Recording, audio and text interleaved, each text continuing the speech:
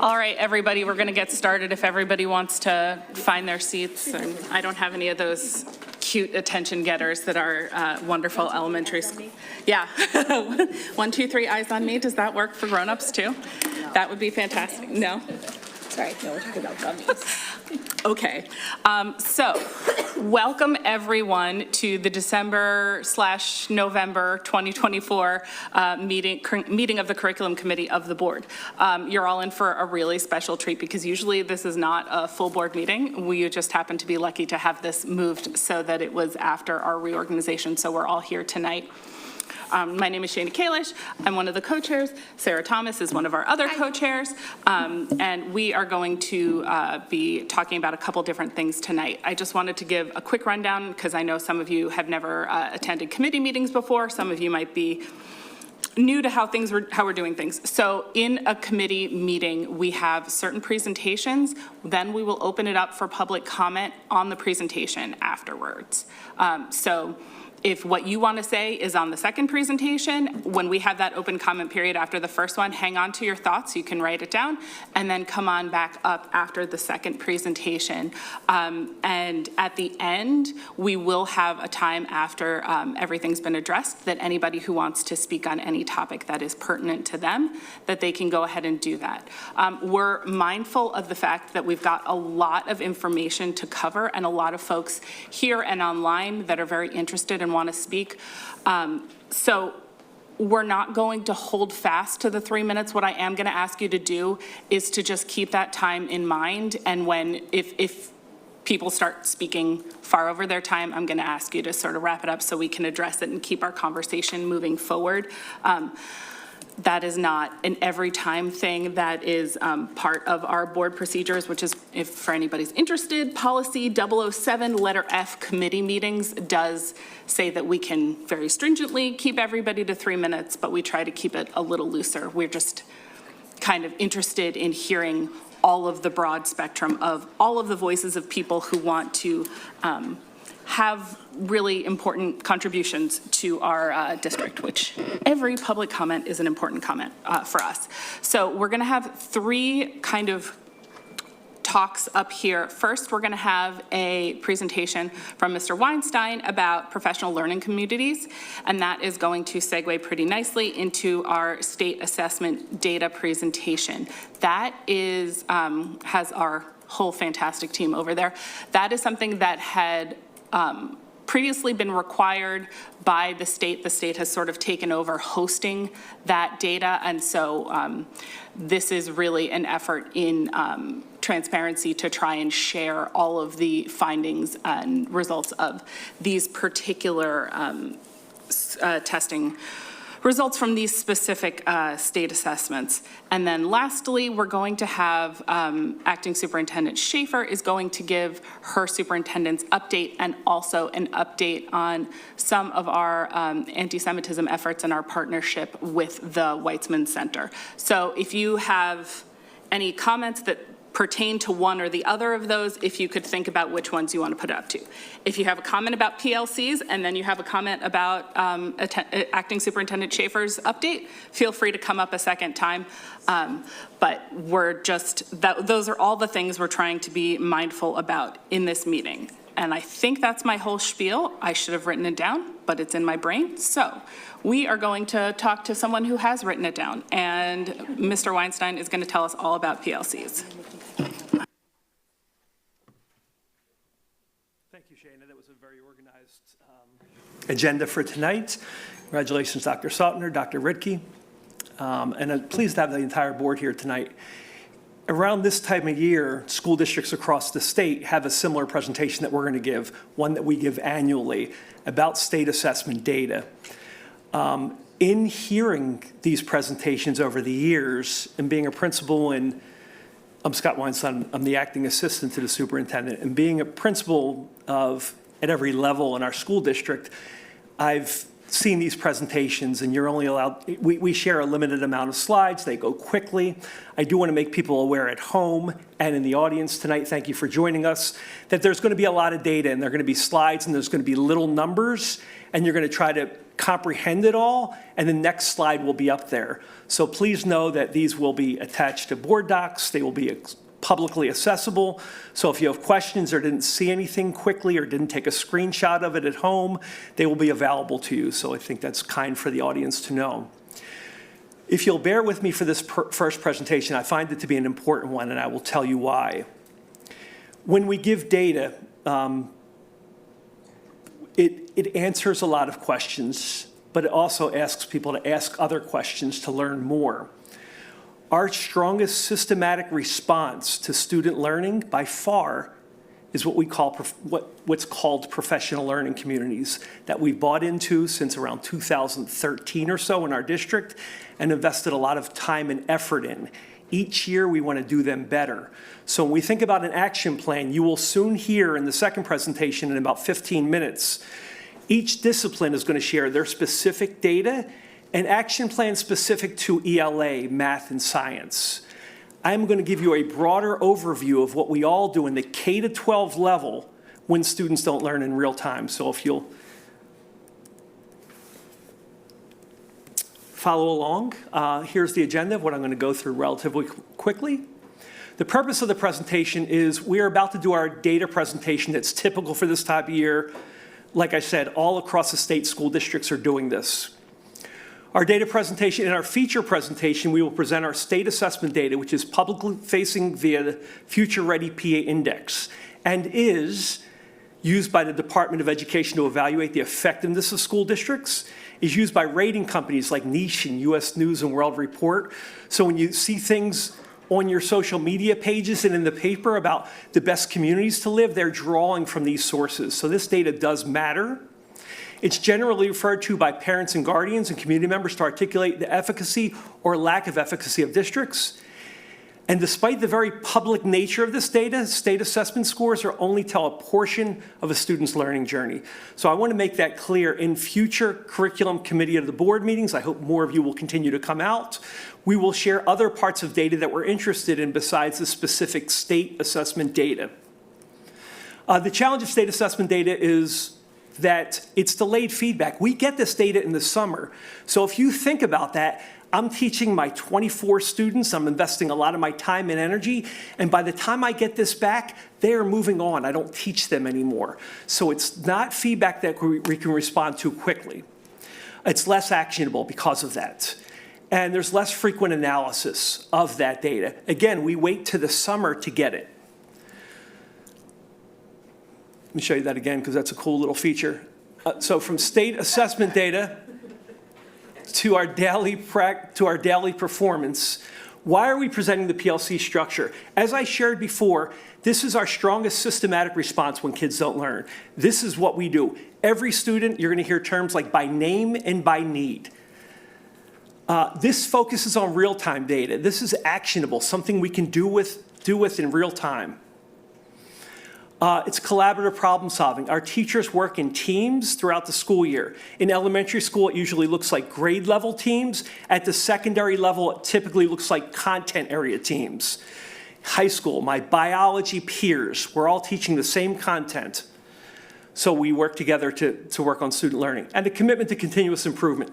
This is, like I said, the actionable data that we work on. This is the daily data that we look at, as opposed to the state assessment data, which we look at and make action plans on, but it's not the stuff that's in real time. This slide, it's something I like, it's been my style as a principal over the years, and it's something that I'll carry over here at Transparency. It's the elephant in the room. And I like naming them before we start. So we are going to show you some pretty impressive data. We are. It's something to be proud of when you move to this community. We rank among the top in the state in almost every metric. We're outliers in a lot of them. I'm proud to say that our high schools, for non-special admit schools that you apply to, Harriton High School is the #1 performing school in the state by the building score. Lower Merion High School is the #3 performing school of the state by building score for high schools. That's really impressive. If you're an educator, though, we focus on all students learning. So one of the things that I want to name, and I'll do it through a little bit of a story, before coming to Lower Merion, and I think I'm here 13 years now, worked in a place called Cheltenham School District, and in 2001, there was a 3-part series in the Baltimore Sun, and it was about the achievement gap. And the superintendent of Cheltenham, it's actually the Baltimore Sun writing about Cheltenham in our Montgomery County, wrote about an achievement gap. Now, that wasn't a new thing. What was new and unique about that is the superintendent at the time, like I said, Chris McGinley, who eventually came to Lower Merion and brought some people with him, said, we have a problem. We're going to name it. There's an achievement gap, and we're going to do something about it. And that was his heart and his life's work as an educator, and I believed in that work, and some of us came to Lower Merion to do that work. These achievement gaps weren't unique to Cheltenham. What made this unique was he was one of the first to name it, call it what it is. We have since called it things like an opportunity gap in not using deficit language. And that opportunity gap lives nationwide, statewide, in the Lower Merion School District. We know people are asking us questions about it, and we own it. We have one here. And when I talk about the PLC structure, this is our biggest answer that we do about it, is we try to show learning by name and by need. Here's a small example of data I'm going to show you on the next 2 slides. This is a 5-year look at our middle school ELA data. I will not show you all the data that we have available. The next slideshow will have a lot more of it. But as you can see these small numbers here, this is disaggregated by race. And if you look at the 23-24 column, and as I'm presenting to you, I should put my glasses on so I can see it while I'm talking. You will see in each of the past 5 years, including this year, our black students are performing significantly less than their peers in Lower Merion. You'll see some, if you follow it along, some areas of growth. Again, what you're looking at right now is achievement data, and you're going to learn a little bit more about the difference between achievement data and growth data in the next presentation. But what achievement data does is it represents students that perform proficient or advanced in these areas. So this is ELA data. I'm going to switch slides. It's going to look very similar to math. And you'll see a pronounced gap there as well. Now let me take one of the most concerning number in that right-hand column, which is that 27%. So we would look at that, and that would tell us in 23-24, in 8th grade, that our black students at 27% were proficient or advanced. If you look over here, that means that 48 students what that number is drawing from. That takes us at about 13 students out of 48, so 35% were basic or below basic. The reason I give you that number and break it down that specifically is when we think about 35 students across 3 middle schools, we know students by their name. These principals can tell you who they are because they action plan around people individually, not around the large cohort. So this is some of the work that we think about. And when we are the community that has concerns about this, we understand that, and we do as well. So the construct often happens is when you come to the microphone, you're sharing some concerns that we share with you, that we're in this together. This is our life's work. I know my colleagues are watching at home right now on Zoom and are vested and drive to work every day to this place because they care. It's their heart work. So why PLCs? And I'll try to go through this relatively at a quick pace. And please save your questions for the end, and I'll do my best in answering them. But the most promising strategy for sustained, substantive school improvement is building the capacity of school personnel to function as a professional learning community. In fact, there's now conclusive, compelling research stating that as a PLC is the most powerful and effective process to systematically change school culture and improve student learning. Now, we operate in PLCs throughout the school year. And I'll tell you a little bit more what that means. Some other benefits. Each year, we have about 40 to 45 teachers or so that join us in Lower Merion School District. We don't just leave them to their own devices. They go into a team of people that have been teaching the same content all along. And they have a team there waiting for them. So it's a great support system. Our professional development, you think of that on certain days, like our last one was on election day. People think that's where professional development happens, and it does. Most quality professional happens throughout the school year. We, at the high school level, embed it every 4 days. At the elementary level, it's usually once a week. But we build that into our master schedule. What is a PLC? It is this. A group of educators committed to working collaboratively in an ongoing process of collective inquiry and action research to achieve better student learning results for the students they serve. The reason I read that definition is because many people talk about a PLC and they use it synonymously with interdisciplinary teams, department meetings, a book club they call, our PLC is going to get together, we're reading this book, their faculty meeting. When we talk about a PLC, we're talking about this. People that are working around the same content level in a cycle of inquiry, which I'll share a little bit more about. Here's essential content of a PLC.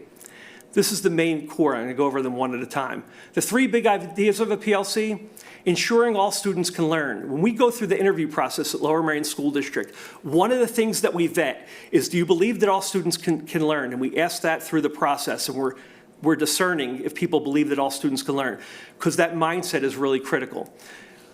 A culture of collaboration, and what we do in collaboration is improve when teachers are given time and support to work together. Like I said, we build that into our master schedules to clarify essential student learning, analyze evidence of student learning, and then use that evidence to learn from each other. And we focus on those results.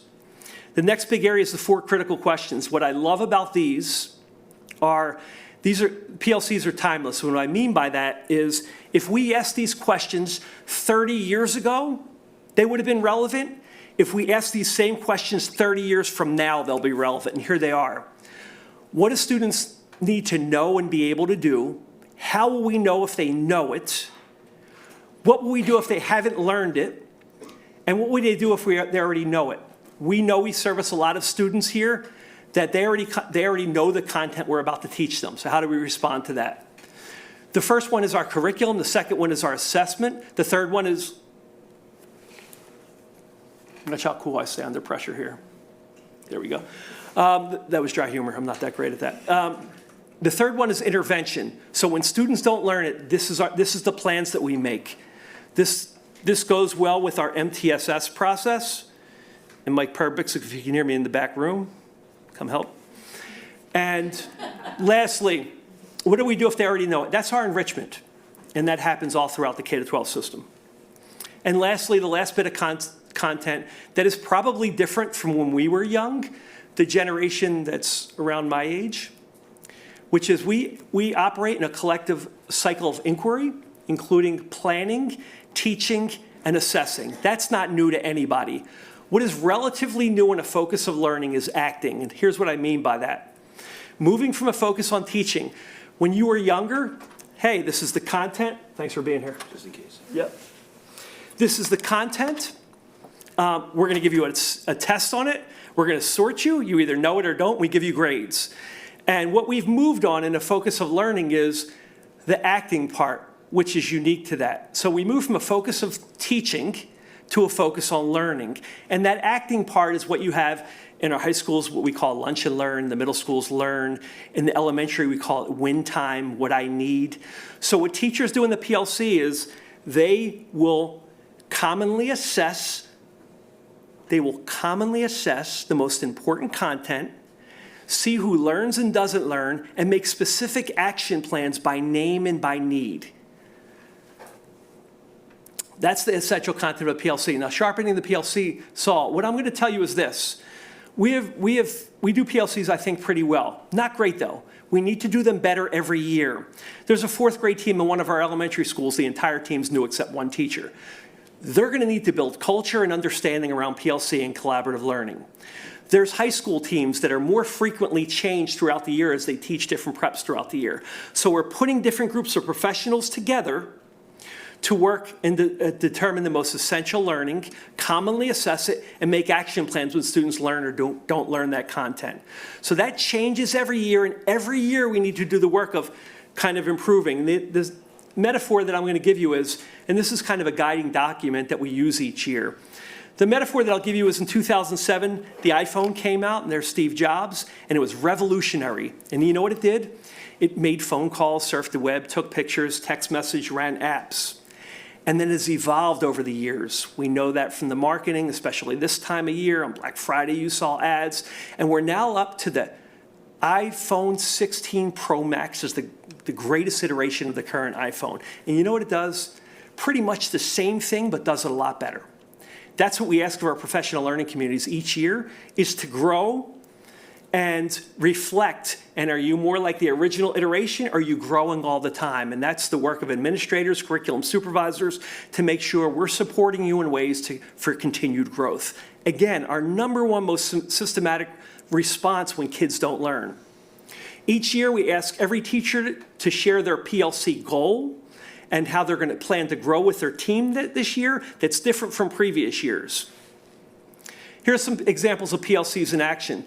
And I've been paying attention, and a lot of times there's a public narrative around, we only look at this data, around state assessment data, and not much in between. We're looking at data every day in schools. We're constantly looking at information that informs learning. I'm going to give you some samples of what that looks like. Here's a shared drive. This is the high school level. A shared public drive. So everyone in this school can see everybody's agenda, an accountability that every 4 days when we schedule you to meet together, we see what your agenda is publicly. What are you working on right now to help student learning? Here's an example of we ask teams to create norms. We're building culture within our groups. What are you working on right now? Who's in your PLC? What are you doing around these 4 critical questions? How can we support you?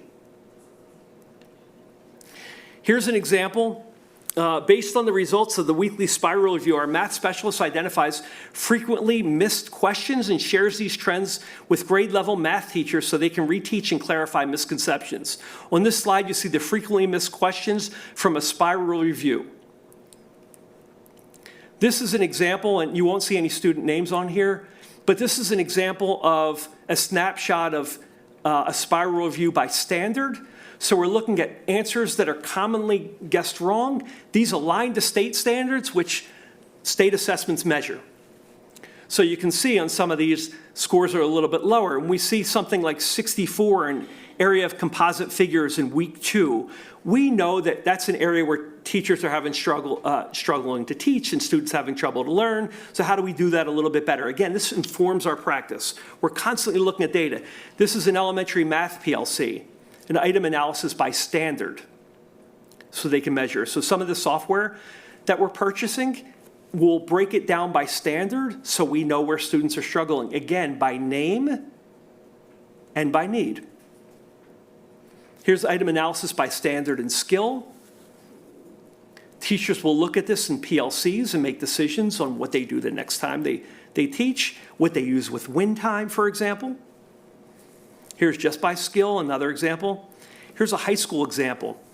Our physics PLC at the high school level breaks down skill set. They track it by competency. More so, they also ask students to self-assess themselves. We know that has a high effect size on learning. The highest effect size, there's a researcher named John Hattie that studies what works in education. The highest effect size is collective teacher efficacy at 1.5 years growth. So 0.4 is a typical school year. It's over 3 times the amount of school growth. That's teachers believing they make a difference in student learning. PLCs assist that. Here's another 7th grade ELA PLC by standard. So why did I show you all this? Because this is what we do daily in real time, collaboratively problem solve and continuously improve upon.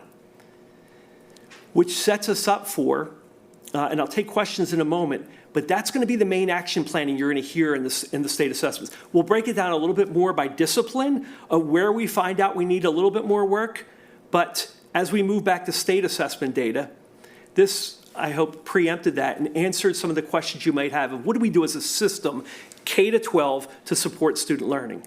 And I thank you for your time. Thank you very much. That was very comprehensive. I will throw it out to members of the board that have any questions about our presentation. Okay, go ahead, Abby. Thank you very much, Scott. I appreciate all of the, especially the graphics. Great.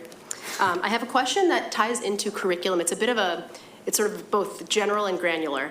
In one of the recent slides just now, you talked about the standards and how there are specific standards that you can see sort of where there might be needs where students might not be reaching the standards that are, yes, state standards essentially. Yep. a question that I would pose that could be helpful for curriculum review on our end, I'll speak for myself, but from a board perspective, is if we could see which curricular materials address which standards, it would be helpful to sort of see how that data talks to one another. Similarly, which programs or which curricular materials are used for which grades, which classes, content area. It would help to see what we're using and how if it's effective or not. Obviously, the teachers are the primary effective, resource. But if the things we're using to sort of teach, if they're meeting the goals or not, or if they're helping you to meet the goals or not, I think that would be helpful to see how the data talks to one another that way. Thank you. I would just pose that a little differently, Abby. I wonder about asking you, Scott, of the standards across the grade bands, are there certain programs the team is considering shifting or needing to look at differently due to alignment? Is that something that's been identified as a challenge in your analysis? Wait, I'm sorry, specifically the grade bands? Yeah, if there's certain, because Abby was asking to see how the standards align to the curriculum, which Yep. is, I would offer from my perspective, that's a ton of work, and it would be duplicative to a lot of the materials that our educators have and are utilizing. So I would reframe your question to maybe ask for your all's expertise. Are there certain grade bands or programs that you all are considering or identifying that are not meeting the rigor of the standard as needed for students to be able to master the standard or for our teachers to be able to use effectively in teaching the standard? Yeah. And I'm not, and redirect me if I'm going in the wrong direction with this, but one of the things that we do to see if it's just us as you compare, and pretty soon we're able to see statewide data, and our curriculum supervisors will often follow trends throughout the state. And the state also assists us in that. We learned that through COVID of which grades were hit the hardest. Our current fifth graders, you'll see that show up in fourth grade data across the board. And this will be also in the second presentation. I know Dr. Lilly presents this pretty well. You'll see a trend in third grade to eighth grade in math. The scores typically go down. So looking at that out of context, you would say, what are we doing wrong where we're seeing that? Adding the additional context lets us know that, okay, we're aligned with where the state is. So there are trends that we notice in that way. And I hope that's kind of answering. So we do look at that comparative data against other districts, often helps us with that, and the state also supports that. Thank you, and thank you for adding that in. I think yes, and the professional learning communities is sort of where I was going, what I was thinking about this. As staff are speaking to one another and as supervisors are kind of discussing, in this building we're using this, and I wonder if the conversations can happen across different contexts, different schools, so that everyone is sort of aware of what's being used and there's consistency. Yeah. Because maybe that's the word I should be leading with. I think the consistency piece is also, it could be something to explore a little bit further. Yeah, and it's certainly, I think in every school district wrestles with when you have multiple schools. So we have 6, 3, and 2, and elementary, middle, high school. And so that's something that everybody wrestles with. Some of the things that we have in place to address that. And again, I'm not going to tell you we have anything perfect. Like when I present on PLCs, we have to do them better. When we present on data, we have to do them better. We must. We have gaps. We understand that there's a pressure to do that, and it's from within. It's not from the community. So there's everything that we have to do better. But some structural things to answer what you're sharing is the curriculum supervisor's job, and oftentimes what we'll do is we'll pull content leads and department chairs and grade level coordinators from each level and have meetings so they go back and calibrate. And again, it's an ongoing struggle, but there are structural things in place that try to give us the best consistency across buildings. What you don't want, to your point, is to have a different curriculum in one elementary school and the other, and third graders across the district learning different things. It's what we would call a guaranteed and viable curriculum that we spend a lot of time trying to make. The example that I give in PLCs per building if we have the three of you teach biology, and I had triplets, and they go to three of your classes, they shouldn't have three very different experiences. They can experience you having a different teaching style and doing different activities, but the same essential learning should be measured, and kids should come out with common things they need to be able to do. That's more challenging across buildings, to your point, but something that we have structurally in place that we're consistently trying to work upon. Yeah, I think about that and have for a long time too. And the way I sort of balance it in my head is the push and pull of consistency versus flexibility, where we want every kid to have a consistent opportunity in the same kind of curricular basis, but each teacher or each school to have flexibility to offer certain special or enriching things to go with it. And so it's always a balance, like everything else. Did anybody else? Ms. I want to build off of your point, Ms. Kalish. Go for it.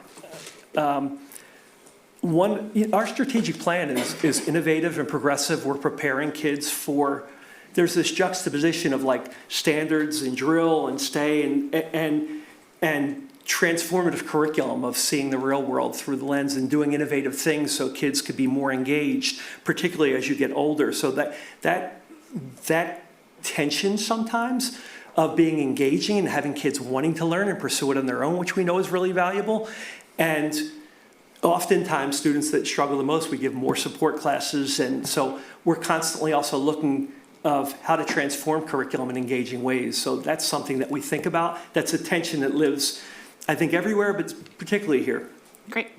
Jason, did you have a question? Sure. I don't know if this is more of the other presentation, but stop me. But I really appreciate everything, the information. I think it's really helpful. Sorry. The statistics that you put up about the gap as just one example, to me that was really concerning. The big disparities between, I tried looking in the presentation, I don't see it in here. But anyway, I guess my question is how do we do better to make sure that we're rising and making sure that students that are struggling and that there is this gap that exists, how do we do a better job? And I think that, you suggested a bunch of different things, but I don't know, is it working? I guess that's my question, is that are the numbers getting better each year for ELA and for math among African American and some of the other minorities? Are they not? And what could we be doing better? And do we have ideas as administration on ways that we can improve, I guess, and what else other districts or what else are other people doing that potentially can elevate and to help provide assistance? I would suggest, and I'm just throwing this out there, is that, and by no means do I have an education degree, but I have heard from many parents and that there's a huge reliance on computers. Writing is done middle school on computers. Writing is done on elementary school on computers. It has spell check. It has grammatic changes. And kids are not learning how to grammatically write. And in fact, several parents have said to me that their kids say, oh, I don't need to know how to spell it because spell check will do it for me. And I'm sure there's some sort of correlation between maybe that and these test scores in ELA. Math, we're doing it all, there's a lot of a push on the computer. Is there, back in the day, you used to write it down and you'd physically see it and you could work through the problem. Doing it on the computer is a lot harder. Children just guess in their head as opposed to doing the work. So I'm just curious as to whether or not we've looked at, this technology component that I think is driving might be driving this as well. So I know that was a lot of information, questions. I'm going to say that what you said back up at the top was that it probably is something that is a little more applicable to our second presentation. So if we could just think about what we want to talk about in terms of technological implementation of things and how that might affect that when we get, is that okay if we push that to the next presentation? If I can take on one part of the question. Go for it. Thank you. It's a big question, and I know other people have asked that. You're not representing just yourself, of the balance of work on the computer and not on the computer. And we're aware of that as well. And some of you mentioned back in the day, people do things by hand. We still do that. We have consumables. We still do math. And this is important, when you think about by name and by need, which is really important. The balance, so I walked in a math classroom at the middle school, and was meeting with a teacher. And on his iPad, he knew, every teacher will tell you the hardest thing to do is give a large group of kids individual feedback. It's also one of the most important things you can do. So how do you do that? How do you balance the challenge of giving individual feedback? So when we do certain things on computers, teachers will tell you in real time, you two didn't start yet. I need to go over to you. You four, you got it. Ms. Schaefer, I need to come over because you have a misconception. It's a common one. I know it. I'm going to stop you right there before you go too far down that road. I can only do that with it. That technology assists doing that. So a balance is really key. We're aware of that. I'm taking this question on because I think it's a big one, and it's something we think about. And it's the trade-off of giving quicker, real-time, individual, personalized feedback. And we keep talking about personalization as educators across the country, and it's really hard to do unless you have support in ways like that. And we have to do that balance really well. And that takes people understanding that, reminders of that, and leadership, leading that well. Okay, we do have some, hang on, we have, Kimberly had them, but sorry, we have dibs, we'll work that way. Anna, why don't you start? Thanks, Scott. Thanks for the presentation, and I appreciate you naming the reality of our data and how it can be misperceived. And also, I want to acknowledge the work that you personally led as the principal of Harriton to be #1 comprehensive high school in the state, and Lower Merion being third. That's not to gloss over. I also want to build on what Jason was sharing about the opportunity gap, and that really that is, as we are in agreement, an unacceptable opportunity gap. What I'm really curious about is, you know, the PLC structure is great, the data assessment cycle is great, and to have these structures in place and to still see that level of opportunity gap is concerning, which I know you share the concern.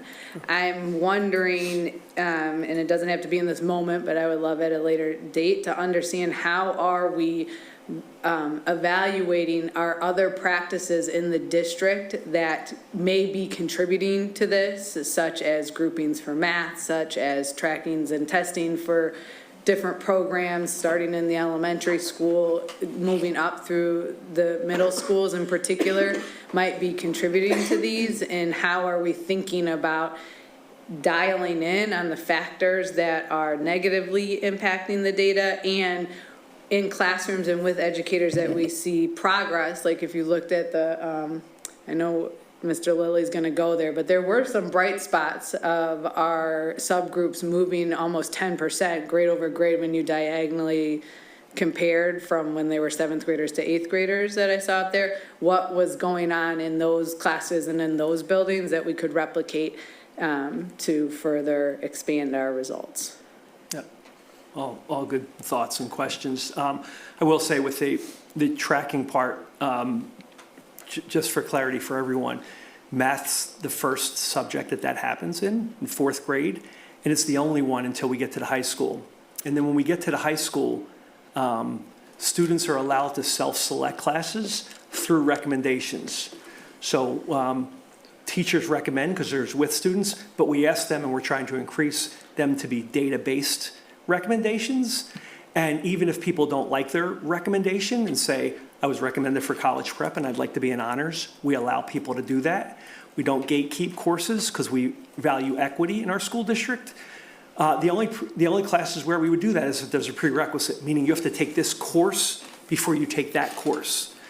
And so I do want to address that specifically, that we don't gatekeep courses at the high school level and allow everyone to do it, and math would be the only area. But all good concerns and things we need to look into. Yeah, and I don't want to overdial on the 4th grade math to the middle school, but I would love for us to dig a little bit deeper and to understand and break down the racial breakdown in each of those sections, how we are placing students in classes, how we are moving students along in the classes, and then is there a correlation of those formative assessments to the data that we're seeing on the PSSA? And I actually personally, I'd be curious on the data to see what we could pull out before I would draw any conclusions. I don't know, but the interplay of those practices is of focus for me. Thank you. Dr. Sotner? And I'll state this more as a statement than you have to answer it, but I do think it's interesting that you referenced McGinley earlier, because back when McGinley was here, there was not a recommendation for an honors or an AP course. There was your grades direct at you, and the recommendation was second. So that's just something that I think we have to be careful about, how recommendations are gatekeepers within themselves. Because there is a power differential between your teacher telling you what you can achieve and what you believe you can achieve. And I just want to be really mindful of that. And if we're not understanding that, then that's a big issue.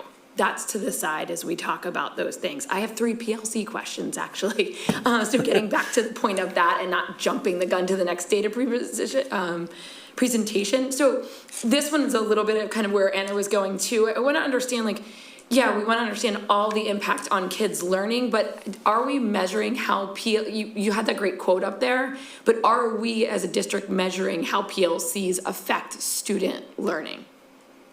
Like, is there a way we can say, we have recognized that these PLC communities are highly effective? So all the kids, 3 triplets are going into 3 different PLCs, and the 3rd triplets PLC just seems to be doing better. Are we doing a way that we can show the impact of the PLC on the actual student achievement?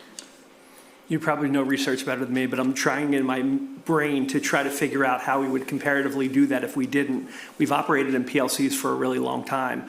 I don't know the answer to if we got rid of PLCs and operated without them. I can tell you, though, qualitatively, that teachers, for example, when you say, like, what are other people?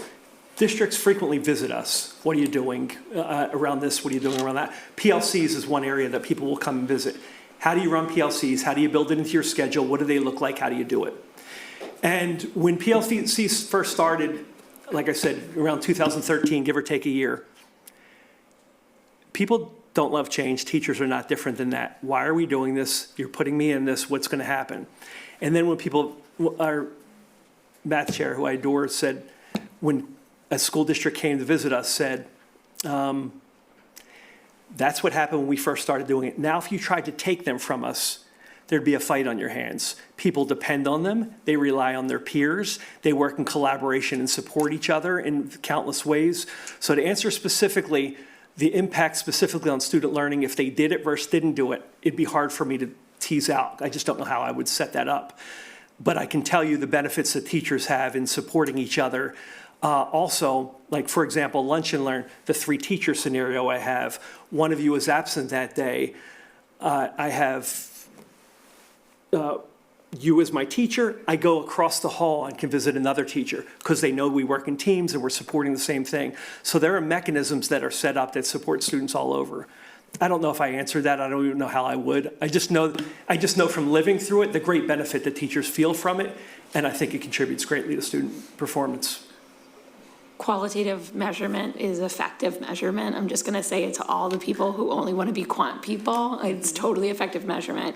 I do think there could be interesting ways to take this triplet paradox and say, how are we learning from it? Because the flip side of that is kind of the opposite of Abby's question about differentiation of PLCs. That's also where you learn what's working better and then how to share that method across PLCs. So I do wonder if there is a way where we can say, you know, we see this high performing or this new thing. Are we seeing a PLC that has found the missing link, and how do we reflect that back? That's the reason I ask that. How effective is it on students, and then how can we replicate that in other areas? Because that is the brilliance of PLCs across district, like across school settings, is somebody figured out the missing link and now they can share it out.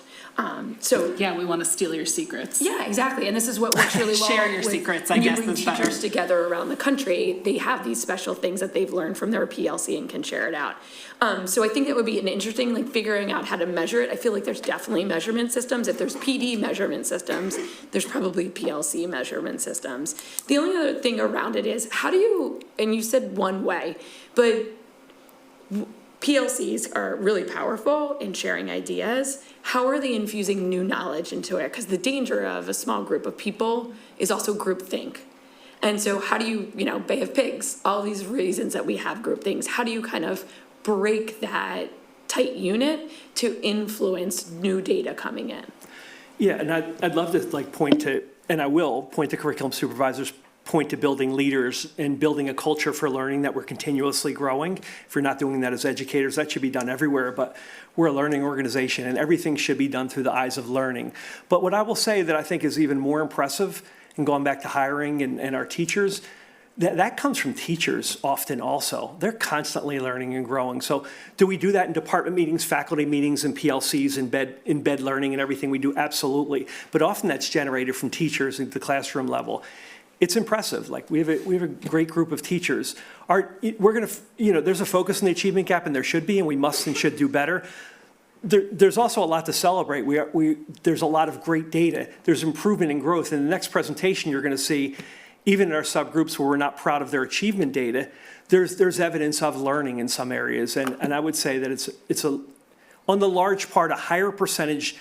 When you look at teacher as career, teacher as calling, teacher as job, and we have very few people that it's teacher as job. These are people that come that are professionals, and some people it's what they were meant to do and it's part of their identity.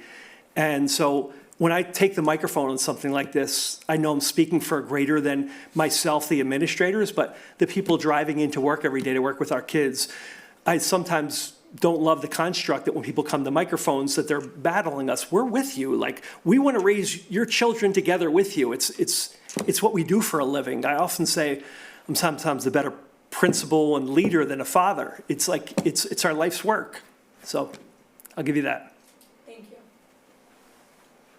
Okay, I'm gonna ask everybody, no, I'm gonna go. We're gonna keep going. Don't worry. We're running a little long, and so I'm gonna try and do this, ask everybody to be as brief as possible. You too, Scott. So Kim, why don't you go next? Thank you for the presentation. I was curious about two things. Number one, you said that Harriton was number 1 in the building, something, and Lower Merion was number 3, and I was curious, who's number 2? In the state, you were giving the state. Anna mentioned that. It's Or did you? It's Fairview or something. It's either Parkview or Fairview. I don't know. I never even heard of them before. Oh. But when I say special admit, like Central and Masterman or higher, where Yes. they don't take everybody that lives in their neighborhood. They draw from people that qualify to get in. Yes. So it used to be called a school performance profile. Okay. The state has devalued it a little bit because, sorry, Shana, but I think this is important. The state has devalued this a little bit because you don't like one single digit representing such a large organization or a school. But when we do teacher evaluation, a building score is built in. So they still calculate it by the same metrics, and it's still publicly accessible. So to answer your question, who is 2, it's either Parkview or Fairview or something like that. Okay. There's Central and Masterman above. Right. And for non-special admit schools, Harriton 1, Lower Merion 3 in the state. Okay. And I guess my second curiosity is how are we measuring the impact of all of these commercial education institutions that are in our district, like Kumon and Mathnasium and Sylvan and private tutors? What impact does that have on student performance? Because obviously if students have access to that, that's going to bolster their performance in school, and kids who don't have access. Agreed. Do we So- have the data on in any of that? We don't, and that would be, we would have to do something like that, we'd have to put a survey out and ask people to self-share that they've shared that. And there's a couple things implicit with that. So if you're going there, there's already a motivation for achievement on its own, which would be hard to tease out. But the second, your point is well taken. There's equity issues throughout the district. People have means and can provide services, individual tutors, and all kinds of things that would likely lead one to perform better. The systems we have built in schools are every day you have access. So, for example, at the high school and at the secondary level, at 5 of our secondary schools, every single day you'll have access to your teacher in the learn period, where you can go back and you didn't learn something, you were absent, you want to do a retest. At the high school, we have learning centers where when kids have a study hall, they can see a qualified math teacher if it's math that's their issue, that we schedule in. So there are things that we think about for that equity, but to tease out and say somebody could afford Kumon and has the means to drive someone there, the willingness to sign up and go, there's going to be And to natural pay. gaps that we can't account for as a public school entity. Okay, yeah, I'm curious, how much time does a student have this one-on-one with the teacher? Is it 10 minutes? Is it 30 minutes? Is it, It's 30 minutes. okay. And- Individual? Not necessarily. It wouldn't, to be really direct, it wouldn't be as good as one-on-one tutoring. Yeah. Right. But you have access to your teacher, whether it's small group, whether we divide up and you're going to teach this concept, I'm going to teach this, go where you need to go, whether, and different people show up every day. We do mandate it for students. We always tell people, we give you choice until we decide that we need to be the adults and say, hey, this is going to be better for you, and we mandate it. So there's systems in place to do the best we can. Okay, thank you. Okay, we're going to move along. We're going to get faster, thank you. We're going to be really brief, and we're going to keep it to this presentation we just had because some of these are veering onto the data presentation. So Mel, you go next. I only have two questions, and one I usually harp on about, so. One, I notice there's a lot, it gives you spots where, yeah, these kids are having similar problems. And so that they're going on, and how do you stop the teachers or like the groups that are assessing it from taking the kids and assuming this is why they're having the problems, and how do they work to get to the underlying, meeting each kid where they are to understand where their learning deficiency is coming from? I mean, so to repeat your question, how do you stop teachers from assuming why they're not learning in real time? And Yeah, a lot of the discussion is through the lens of, we see there's a problem, we're gonna fix this problem. Yeah. But how do you get the information, how do you stop them from not getting the information from the kids' lens of, why am I having this problem? I mean, there are different ways. I would call that the art of teaching in different ways. So I think some teachers do pre-assessments. We also, like, one of the things that state assessment data does is when you get your fourth grade class the next year, I know where students have deficiencies. And so I want to have a strength-based approach. Where do people have skill sets? How do we do it? But I don't know if I'm answering your question, but we're constantly, assessment happens in a lot of different ways. It's not just an exit ticket or an end of unit test, but you're constantly assessing in the classroom, whether it's hand raised, different reasons. So I don't know if I did well by your question. Yeah, it's a gray area, and Yeah. just wanting to make sure that assuming like, I think it's, what Curry said was like the group think, like we just think these are the way the kids are having the problems and just assuming, and you don't want to see that happening. We had a superintendent, a few superintendents ago, filtering right now, that used to talk about what are the misconceptions? Why do they know what and trying to go back into like, what are the common misconceptions that people have? Why do they think that? And I think it aligns with what you're asking me, and trying to find out where the misconception lies instead of assuming it. Yeah. Yep. Okay, and then the second question is, it looks like you're building, like there is a repository here in the works, qualitative and quantitative repository as far as of data.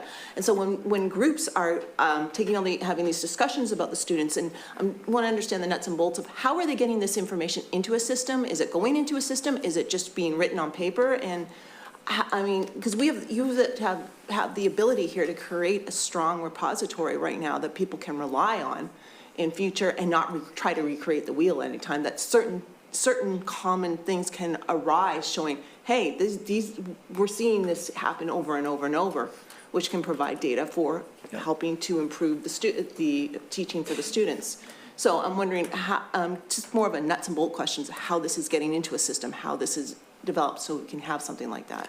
And we're working to develop our software data systems, like Linkit and Swiss, that's going to, sometimes it's challenging to like pull data right away from any question that you ask.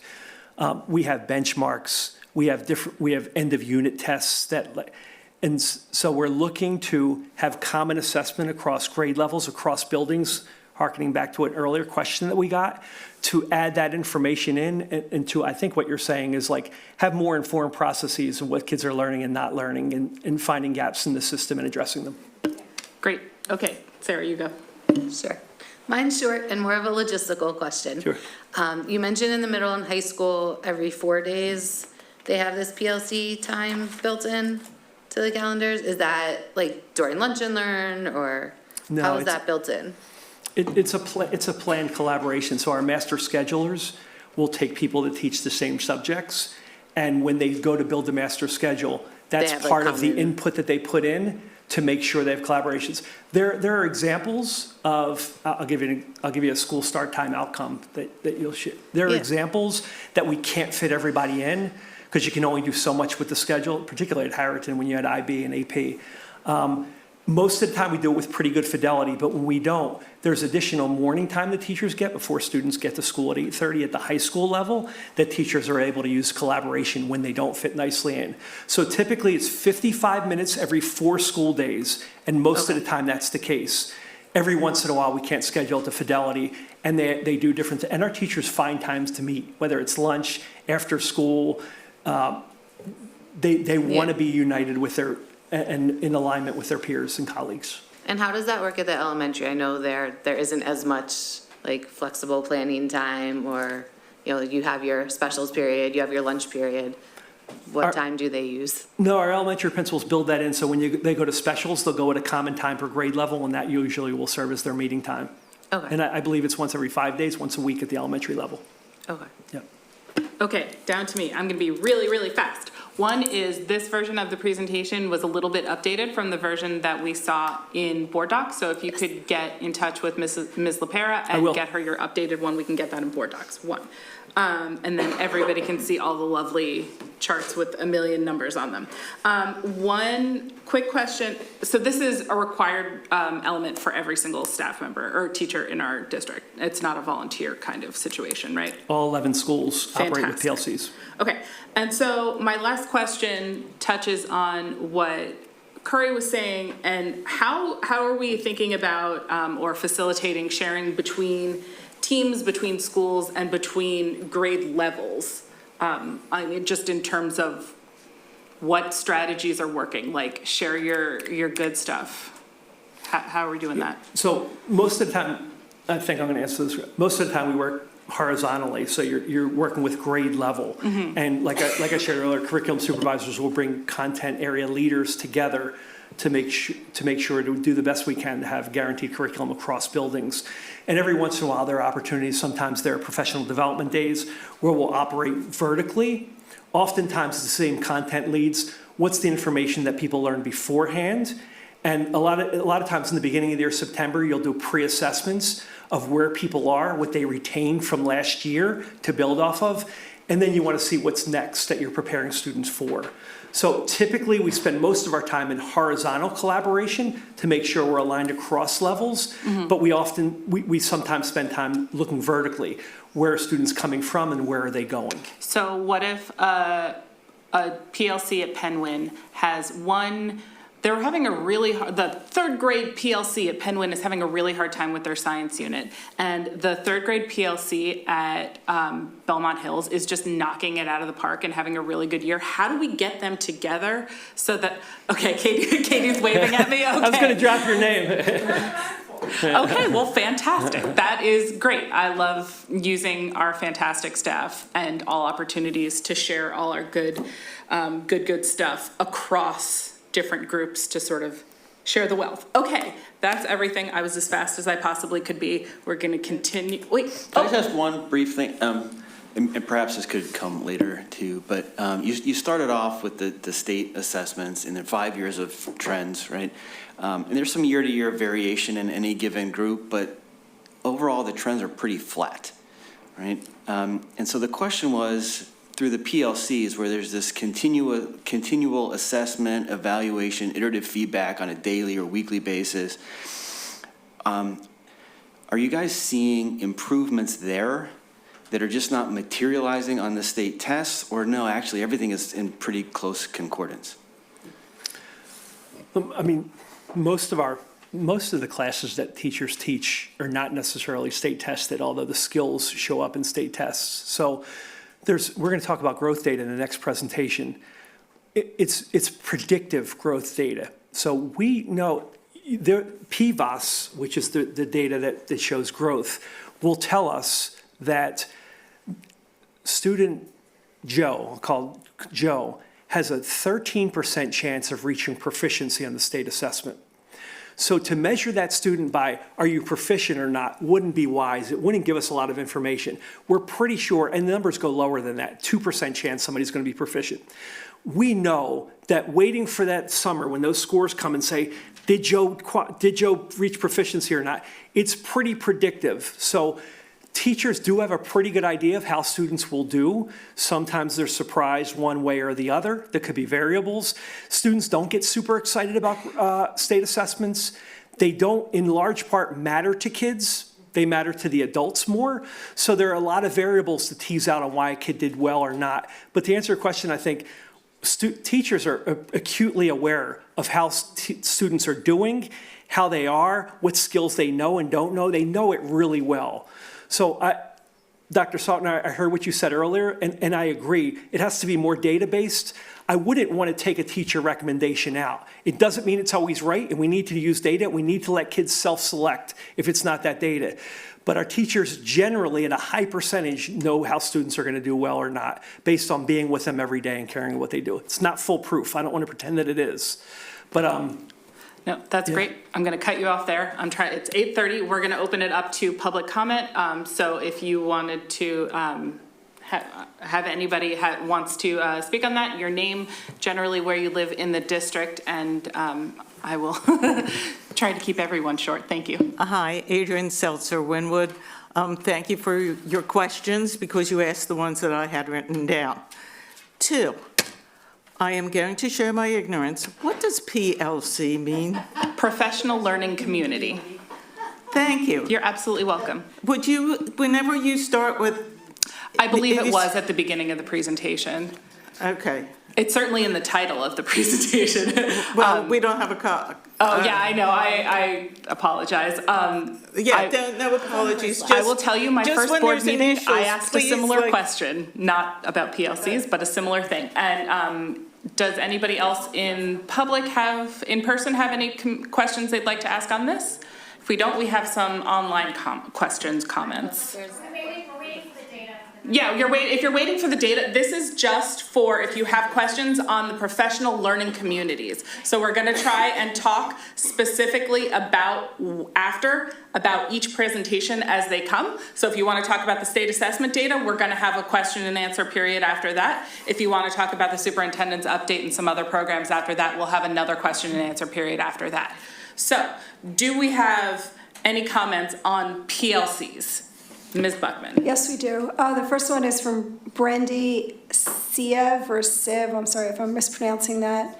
The PLC structure is very impressive. I'm curious about how teachers or the team can see exactly what students are doing in each strand. In other words, do all teachers use the same assessments?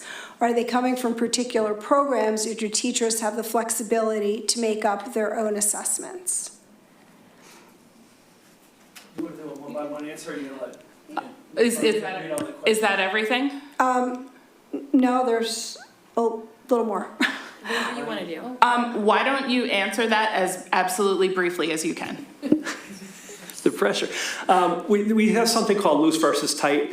At certain marks, we want people, at certain periods, we ask people to have a common assessment so they learn the exact same content. But there are other assessments that teachers do. Like I say, you're assessing constantly. Great, that same consistency and flexibility. Okay, Ms. Buckman, our next comment. Okay, this is just something I believe Mr. Weinstein referred to when we were talking about the recommendation. So this is from Michelle Vessel of Gladwin. Thank you for the presentation. I love the programs we have in place, such as Win Time, INE, and Lunch and Learn. They're very helpful.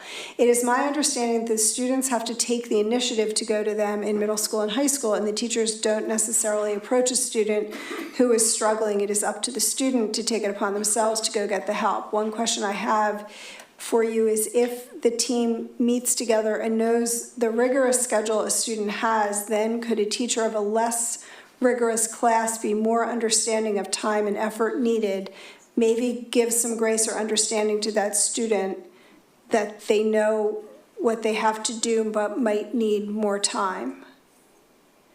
And then more about the recommendation process from Ms. Vessel.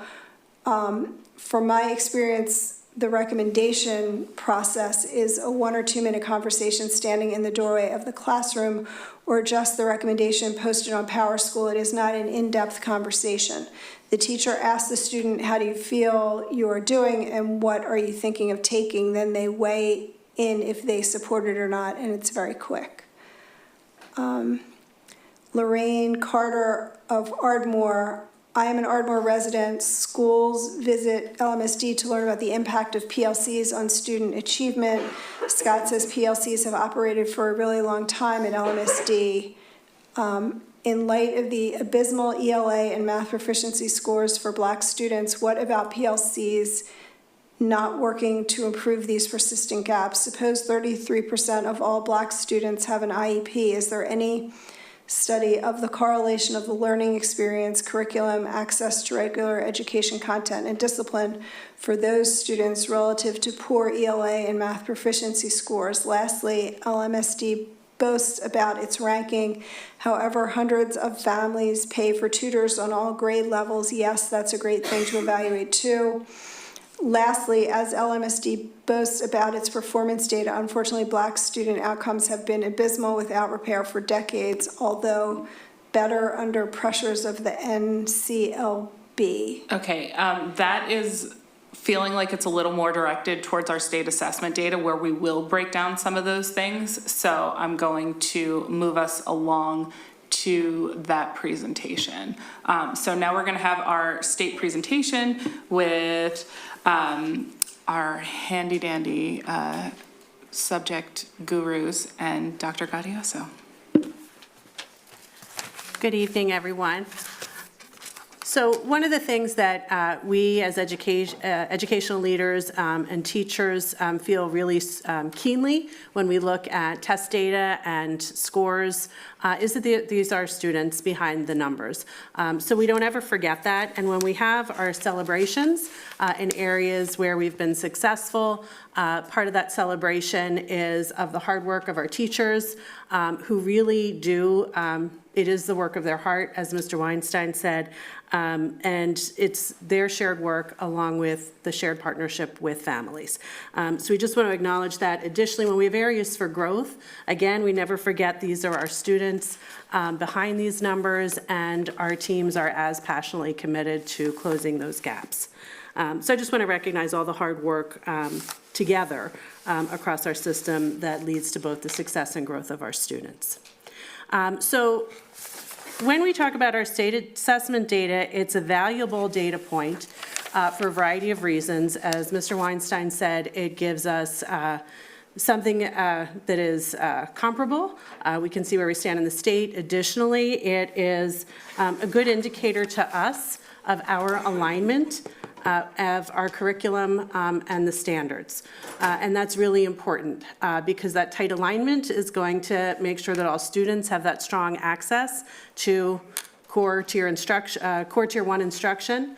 So as you were hearing about, places where we're tight and places where we can be loose, the place that we want everybody to be tight is that guaranteed viable curriculum, because that is where students have access to tier 1 instruction. And when we say tier 1 instruction, we're talking about the core program and being able to access it and grow successfully. So when our data comes in, we look at it at the district level, and that's one of the first things that we are looking for when we're looking overall district-wide, is how tightly might we be aligned? Are there areas for growth? Some of those trends that you were asking about, do we see those in the data? And we ask those questions. We don't just look for the answers in here. We take those questions and we carry them into our data beyond. And you'll hear a little bit about that as our supervisors are speaking. So we'll look at the district data, then we look at our grade level data, look for those areas of strength, growth within grade levels. and we do look at our subgroups across the district and look for those trends there and then by building. Once the building data is shared, the buildings are also doing the same thing, taking that funneling process and moving down to narrow more specifically by building, then by grade level, their subgroups within the buildings, then to individual classroom performance. Teachers can see how did their classrooms from last year perform, so that if I'm a teacher, I might be getting this data too late to impact the students who were in front of me last year. They've now moved on. But as a teacher, as part of a PLC, I want to reflect on how well did I teach to those standards? How did my students who I thought I had prepared perform? And as Mr. Weinstein was saying, there's some predictive analytics that are shared with us that we, in some ways, are really working to overcome for our students who may have an achievement or opportunity gap. So while we're trying to really push the needle for some students, being able to look back matters to teachers and to us, so they do look back to their former students. That's part of PLC work and data work at the building levels. Additionally, they're looking at their current incoming classes, and they can see the profiles of those students down to the sub-score, meaning you have a broad standard and it might be broken into subcategories. They can see the strengths of the students who are in front of them. And again, it raises questions because, again, it's one data point. We don't want to hold that as the determining indicator of where a student is. Teachers will look for more data to confirm that as they're doing their own beginning of the year assessments and so forth. At the very bottom, you'll see MTSS, and I just want to be really clear. One, it stands for multi-tiered systems of support, and it really is what it sounds like. It just means there are systems of support, there are multiple, and they are tiered, which means they increase in frequency depending on the need. So it sounds fancy, but it really isn't. But when you think about knowing students by name and by need, what that means is that we're not really trying to apply something you might think of as a deficit model. This is a student with this need. What we're trying to look at is something that really is more responsive as a system, which is what do we need to adjust about the curriculum, about the instruction, about the resources to help leverage student access to Tier 1 or core instruction so they can be successful. So in that way, we're pulling our systems together, our teams together, one system of which is PLCs, which are also very tightly tied to data teams, which are also very tightly tied to achievement teams, which support students during those learn and win times. So while there are different networks and layers within our systems, these subsystems within it, they interact to support students. And that's why when we say there are multiple and they are tiered, they're going to increase in frequency and support. So as you heard about like Lunch and Learn, maybe it is by choice, maybe it is by requirement. Increasing the requirement might be a way that we're increasing the intensity of a support we're trying to offer to a student. So when you see MTSS as sort of that funnel down process, it doesn't mean students are assigned anywhere. It's not a program, a place, a location, a resource. It means once we go through the data, our systems pick up the work from there. And that's kind of one way to picture this. The data informs it, and then from there, the rest of our system is going to go into motion to support students and foster that collaboration. So at this time, I'm going to introduce our fabulous instructional leadership team, our supervisors who are here tonight. Dr. Jason Lilly is going to start us off with some great explanations, nobody does it better, of some of the state models for growth and predictions. No pressure.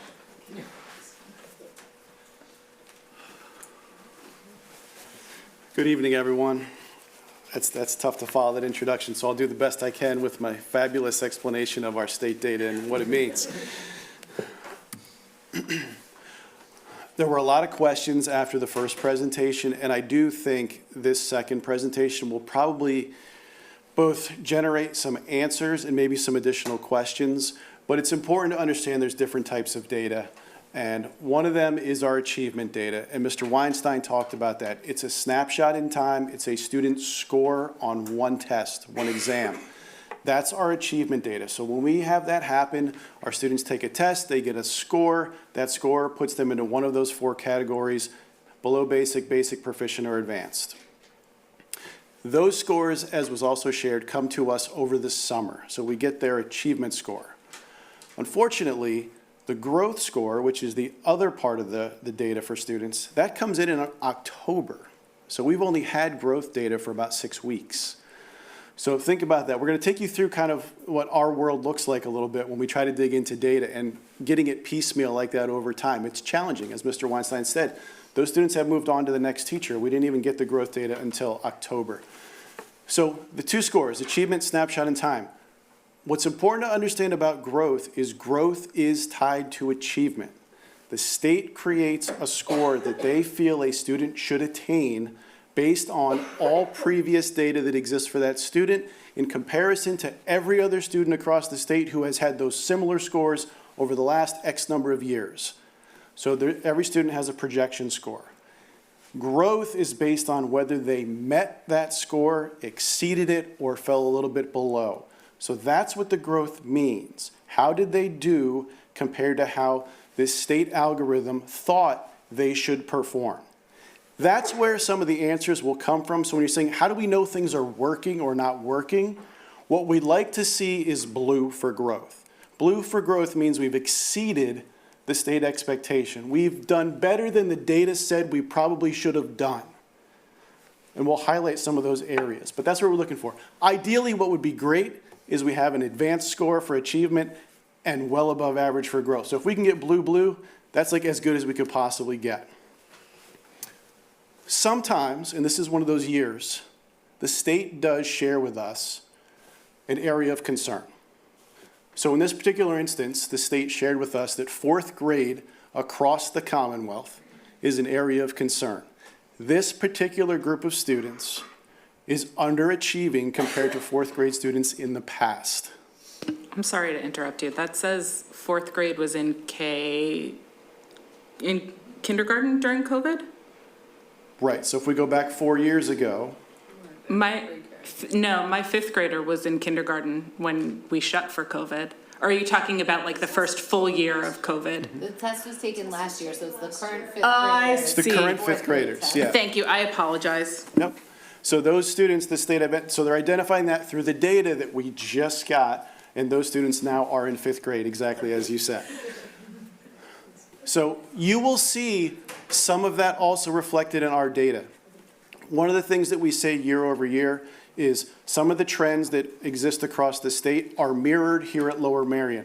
It's just a lot of those times we have the same trends and patterns. We're just scoring higher than what you see across the state, but we will see some of those things in our data. So achievement and growth.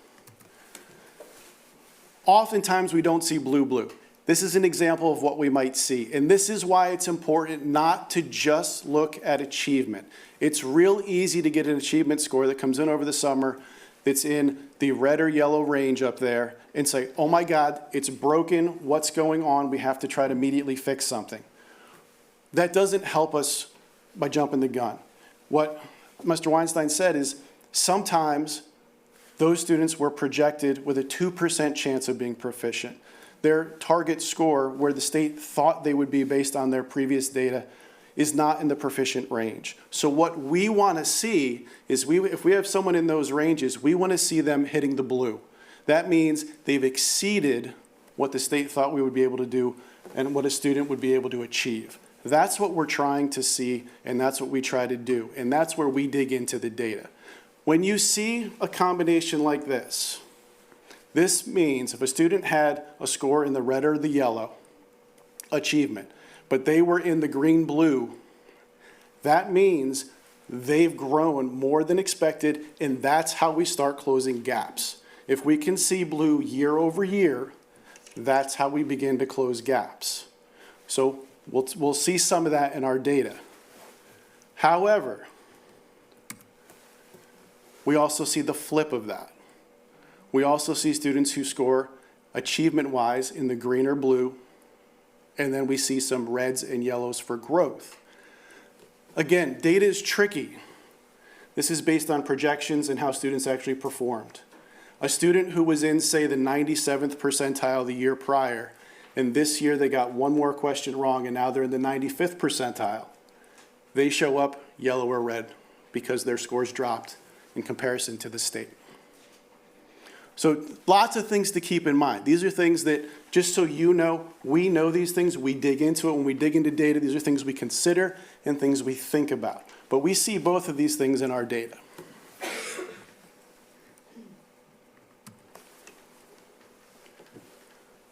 Starting with PSSA, remember PSSAs are given in grades 3 through 8. The state does not use and include grade 3 in their data because we can't have a growth score until students have taken the test at least a second time. But it's just some highlights that we see in the data.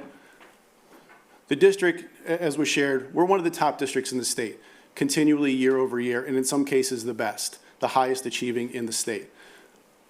Our participation rate, which has been something that's been talked about over the years, is at 96%. It's one of the highest we've ever had.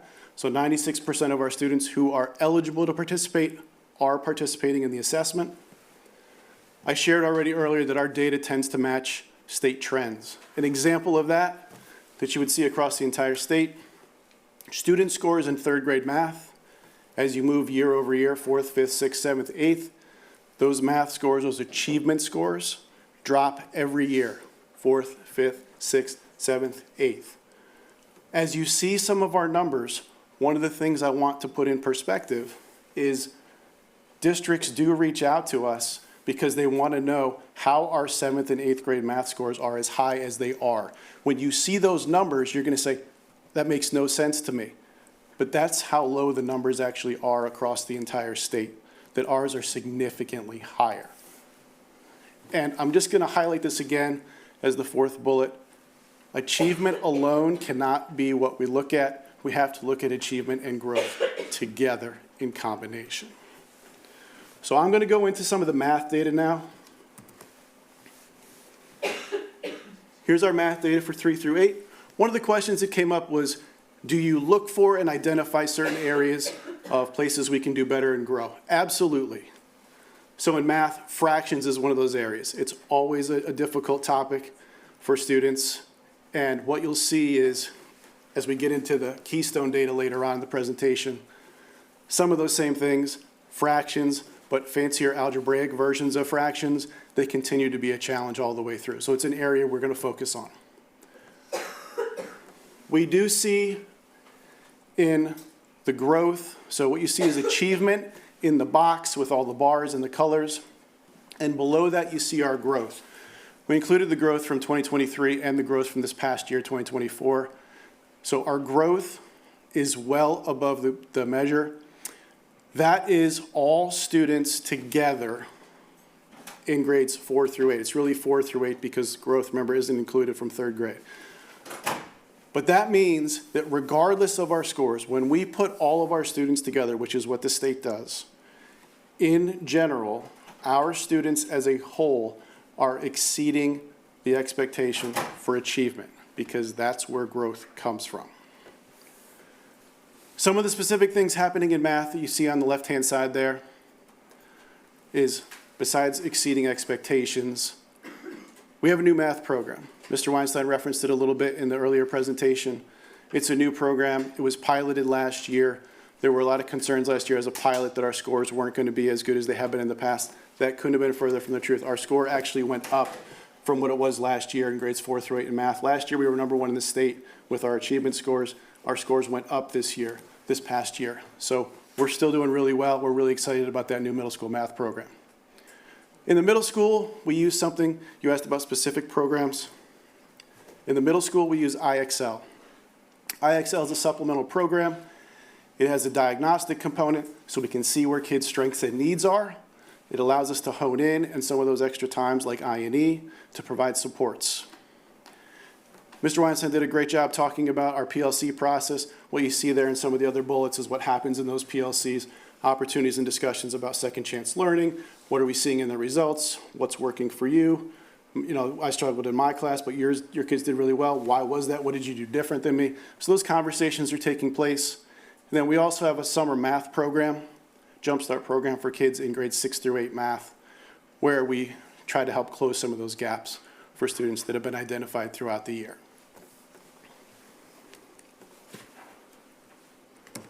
Now, There are two areas that ever since COVID, not that that's the litmus test or what, is driving some of this, but when we came out of COVID, the state identified two specific groups that struggled the most coming out of COVID. The achievement scores had the biggest drops. Those two groups were our Black students and students that were economically disadvantaged across the state. Those two groups in particular. So they were included throughout our presentation. They are groups that we are taking a close look at and really making sure that we're seeing, the growth that needs to happen there and providing supports that are needed. This is one of the examples where you do see that fourth grade group show up when we break it out by grade level. It's the one group across all the years where we didn't meet or exceed expectations for achievement. So that's an area of concern. And then what you see when we say, what does this tell us? It really has us ask more questions. What are some of the things we can do with win time, our human supports, things like that, but then also our digital programs. So are our digital programs effective? Is it the right tool for what kids need? Is it helping us identify those needs and then help close those needs? So that's one of the things that the data helps us see is there a particular grade level or an item that we can look at more deeply to try to help close some of those gaps. When we look at our economically disadvantaged across the PSSAs for math, what you see is the groups, again, as a whole are well above the measure. Each group is either green or blue. That's what we want to see. And again, remember, over time, that's what closes gaps. Now, this is not cohort data because this is 4th grade, 5th grade, 6th grade, 7th grade, 8th grade, right? So these are different kids in each of those grade levels. So what we would want to see is if we were looking at a cohort, we would want to see a diagonal list of blues is what we would hope to see. But this does help us as curriculum supervisors have a sense, and as teachers and administrators, of are our programs being effective with what we're trying to do. And largely, for the most part, this is saying the programs we have and the things we're doing are having an impact.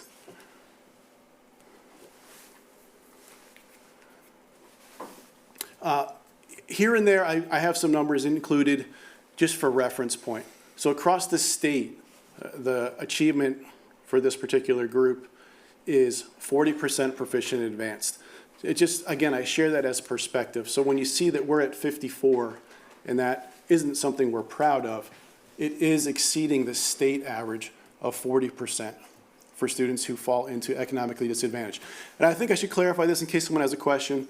How are students that are economically disadvantaged classified? It's any student who is on free and reduced lunch.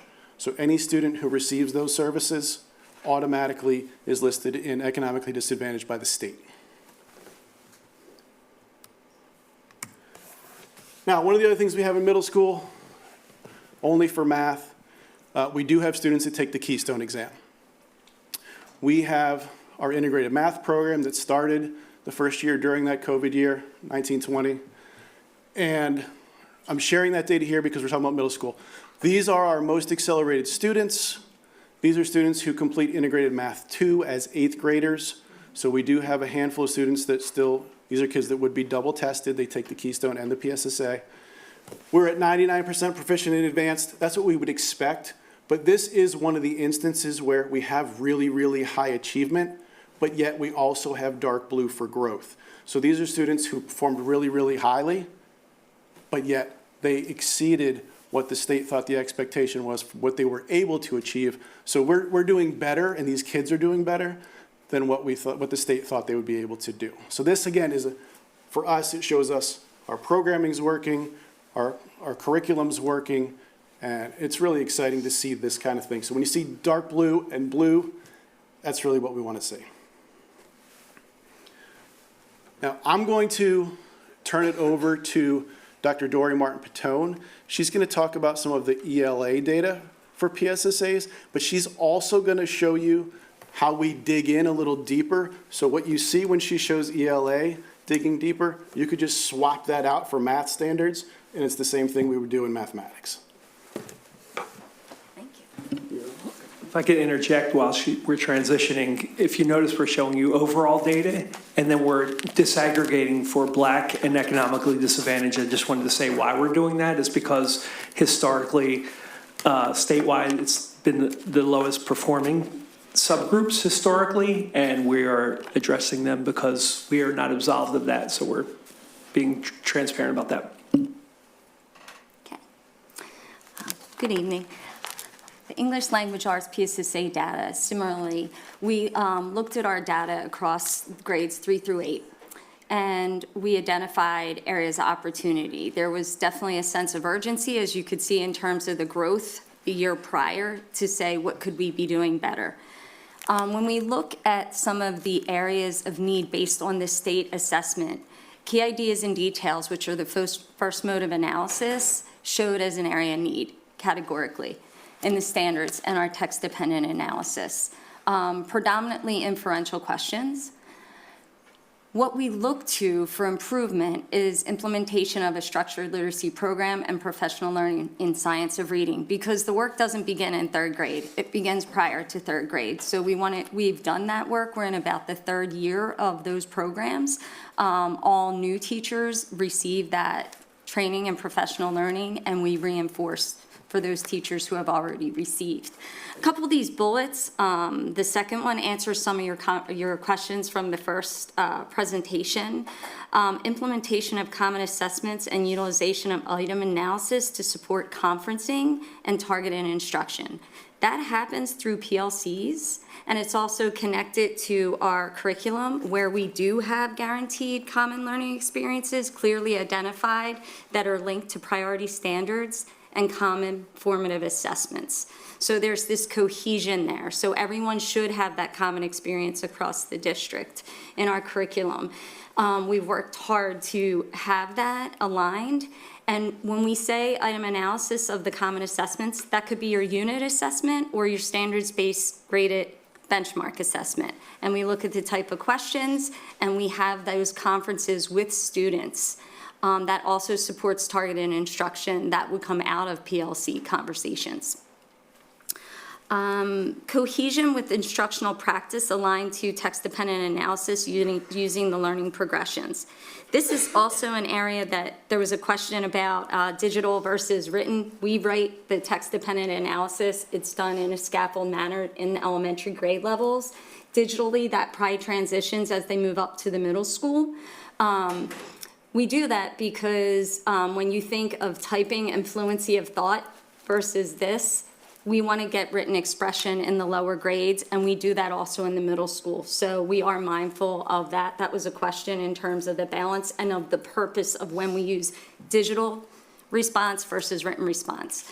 Text-dependent analysis using the learning progressions, we really leaned into that cohesion of instructional practice, so we wanted to ensure all of our teachers truly understanding how we scaffold the process of text-dependent analysis, and they're provided by the state, the learning progressions. The last one, Abby, I believe this was your question, and Anna reframed it a little bit. We did review our core literacy materials to ensure appropriate alignment to standards and cohesion of those resources throughout the tiers of instruction. So for instance, are what we're using in our regular ed tier 1 instruction, what does that then look like if we have to do in addition to? Are those aligning? Are those resources? Are they addressing our needs as identified, not only in our state assessment, but our local assessments? That's been a really core area of focus, I would say, last year and continue this year. So appreciate the question, and that is an area of focus for us to get that instructional cohesion. Those questions, when we talk about PLCs too, we have content area PLCs. My partner in the English language arts world, Drew Gingrich, we meet with our content area PLCs twice a month, and we have these conversations. So as KD said, who has these conversations? And we're saying we do. We're that additional layer of support for teachers while they're talking in their PLCs. We also have those questions to say, so what are you noticing in the curriculum? In terms of the assessments, if you're noticing this across the board, here's what we're noticing, because we have access to that data as well. So we're another layer of support to be almost an additional higher level PLC and continue that conversation. That's also where it comes into, Abby, that question with resources. It's not just what are we teaching and to what degree, how are we teaching it and what resources are we using for that specific area. So as Dr. Lilly mentioned, when we get the state assessment data, and Dr. Gaudioso mentioned that funnel approach, we look at to the state assessment data and we look at the overall performance. Everything is interactive and hyperlinked, so we could click on anything that's blue and kind of drill down the data or look at that more closely. We look at this for comparison in terms of when we move into the year, so we get it in the summer or earlier in the year. We look at our curriculum and the work we did over the summer and say, hey, are these areas that we're seeing, are there trends that we can identify in terms of the performance in the different areas that we measure in our curriculum as well as the state's measuring.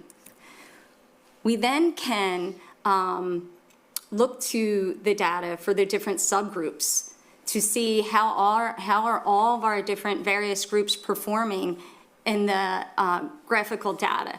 It allows you to put the data in graphs, and they also, you can click on it to see which students are in each area of the performance bands. So you really can dig deeper into the data so that we know by number and narrative. We need a name, it's also number and narrative, because that's that quantitative and qualitative data that we talk about.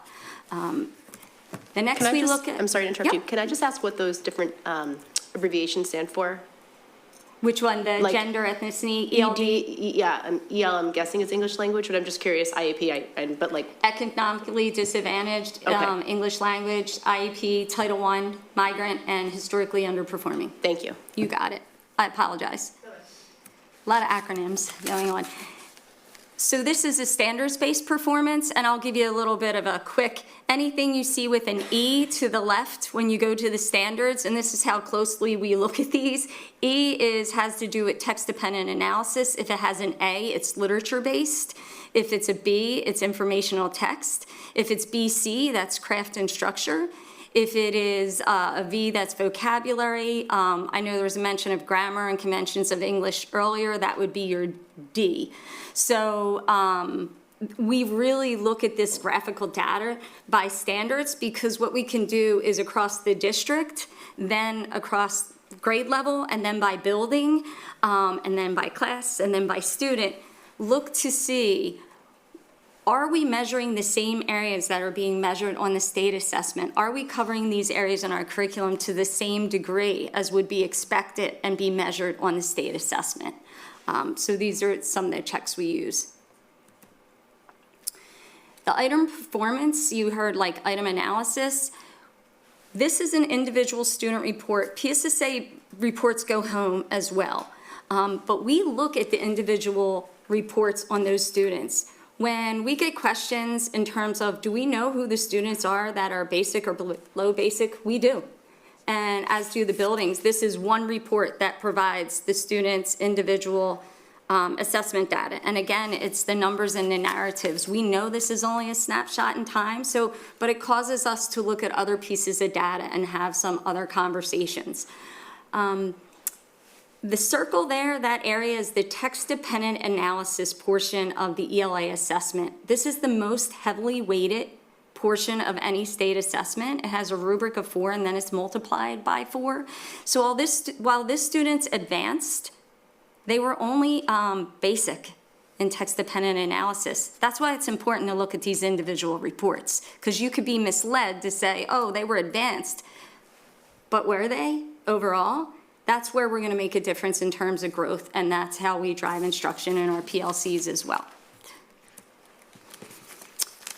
As Dr. Lilly showed the data for math and English language arts, when we looked at our Black student performance, our overall achievement was 55% advanced, proficient and advanced.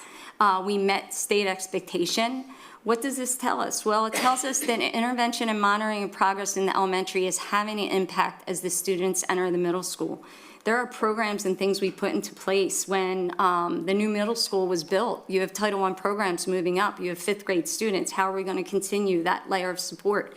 Well, we have literacy classes that are in addition to the ELA classes that they receive. That's where you have your Tier 1 and your Tier 2 resources and cohesion and data sharing that's crucial in those PLCs. Every year we meet in the summer for curricular alignment and vertical alignment, not just horizontally, but vertically. We talk about instructional coherence in terms of the guaranteed common learning experiences and the common assessments. We also question if our interventions are having an impact. Is the resource we use to provide an intervention, are we seeing the results? Most of the time we are, but we've had to have the courage to sit back and say, maybe we're not. And if we are, where are we and why? So those are definitely conversations we are having. We are refining assessments in all grade levels. We continually revisit, reflect, and revise any areas in need of cohesion. We take feedback in our PLCs when we meet with content area leads, and they start to question, was this just not a valid question? Do we not have enough questions in our priority standards areas? Our performance for the grades 3 through 8 economically disadvantaged student performance, they were 64% proficient and advanced in terms of overall growth in the dark blue. You're going to see multiple, again, the same things. We're looking for coherence, alignment of intervention resources. Is this allowing us this tiered system of support? Are our systems working? Are we able to monitor growth and have that fluidity for students in the different areas of learning? We have informal and formal data, meaning the formative assessment that Mr. Weinstein mentioned earlier every day. How do we know that they know and to what degree? And then also the formal data. We have our local assessments, unit assessments, universal screeners, guided reading assessments, comprehension assessments. The systems and processes for sharing data, digging deeper into the historical data. So we look at the student's performance over time and not just on the state assessment, on other assessments. And also by analyzing both qualitative and quantitative data and being more effective in having our impact on our outcomes. So we really talk about student self-perceptions as a reader, and we get to know them because we try to go through knowing the student as a means of having an impact on their growth and achievement as well. And I'm going to turn it over to Katie Davenport, our science supervisor. Thank you, Dr. Martin-Patone. Let's move to science PSSAs. And science PSSAs are a little different in a few key ways. I just want to summarize. Science PSSA currently is given once in 4th grade and once in 8th grade, and those are approximately cumulative. So I like to imagine it like this. You went to college for 4 years, and you never took an exam on anything you learned until the last day of your senior year. That is sort of how the science PSSAs work, and so the data is more diffuse. We might see that a category is lower than another, and that category was taught, 3 or 4 years before the student actually took the test. So it is a little less, even more delayed than, for example, like a 4th grade ELA PSSA, which only is testing what was taught that 1 year. Looking at growth is even more challenging. In 4th grade, it is their first science test. So how are we measuring growth in 4th grade science? The predictive model is based on those students' performance in ELA and math in 3rd grade, not their science performance. So again, that growth measure is a little fuzzier. And the third thing to keep in mind is that this represents the last year of science PSSA on these standards.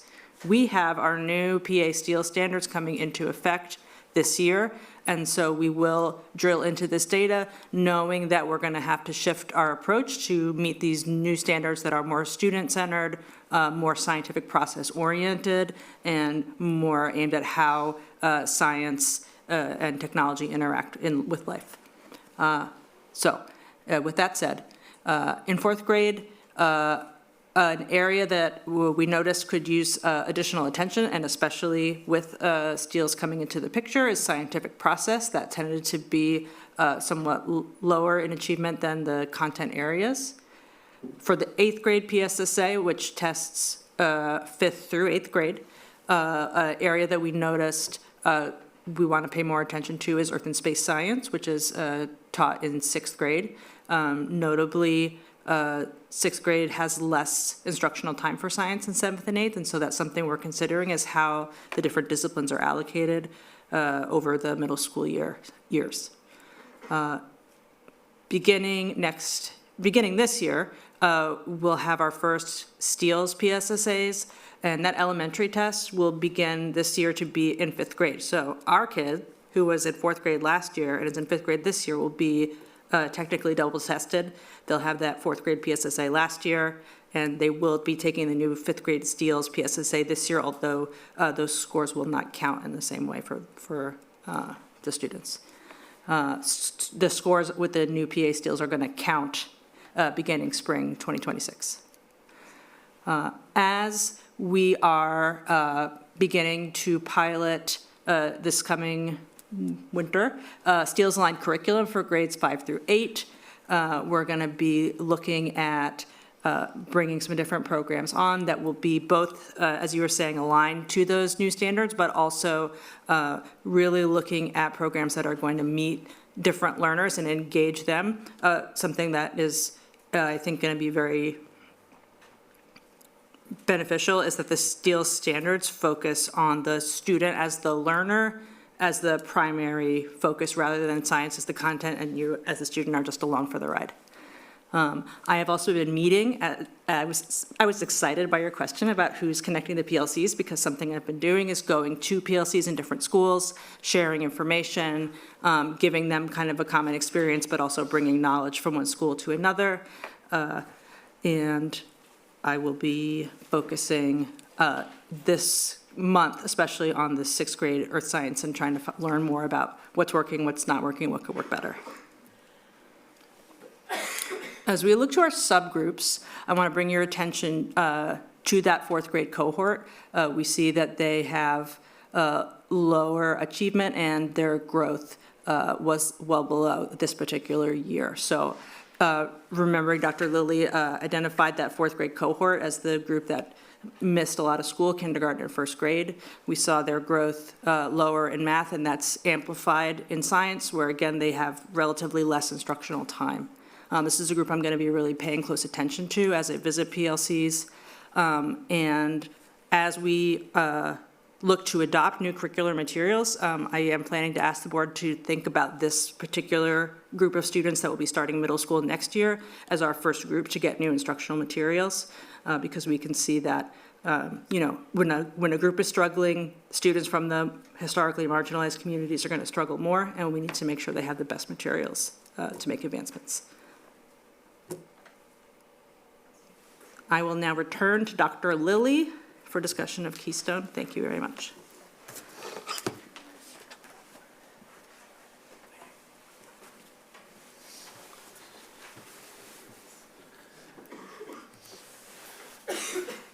All right, so that kind of wraps up our PSSA portion.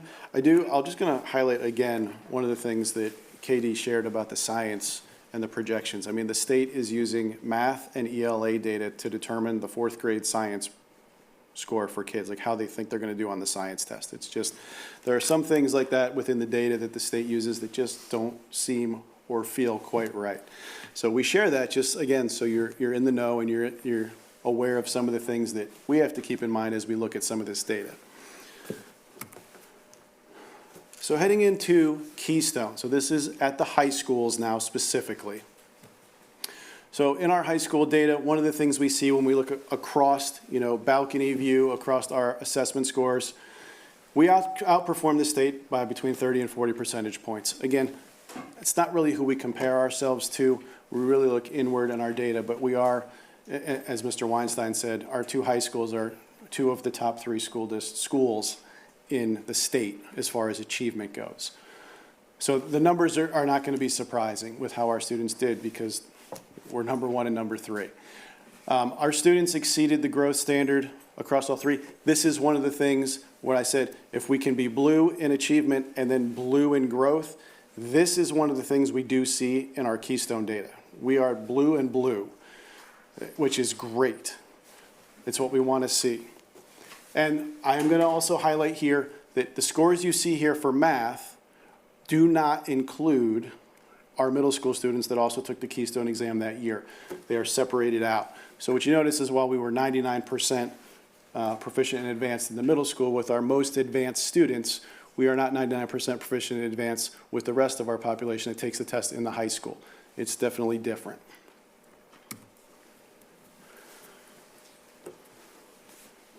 These are our math Keystone scores. And again, it's just small. The numbers are small, and we said not to try to read them. But rather than being in the 90s, we're in the 60s, just under 70% proficient in advanced when we look at our scores for mathematics across all the subgroups. But what you notice here is we do see the blue. So our students are performing well above what the state expected them to do. That's what we like to see. And again, these are not our accelerated students. These are students who, moved through our math progression and our different pathways in different ways. These are students who take the exam for mathematics. Some of these students would have been in 9th grade. Some of them are in 10th grade. Some of them might even have been in 11th grade. The majority would be 9th and 10th grade students taking this math exam. It's a place where it's different than the other content areas. Our students take the bio test mainly in 9th grade. They take the literature exam in 10th grade. But in math, it's whenever they get there. It's when they work through those two courses, Integrated 1 and Integrated Math 2, and then they take that Keystone exam. One of the things we also shifted this year, when you think about shifting practice and trying things maybe a little different, we started testing the high school students on the Keystone in the middle of the year rather than the end of the year.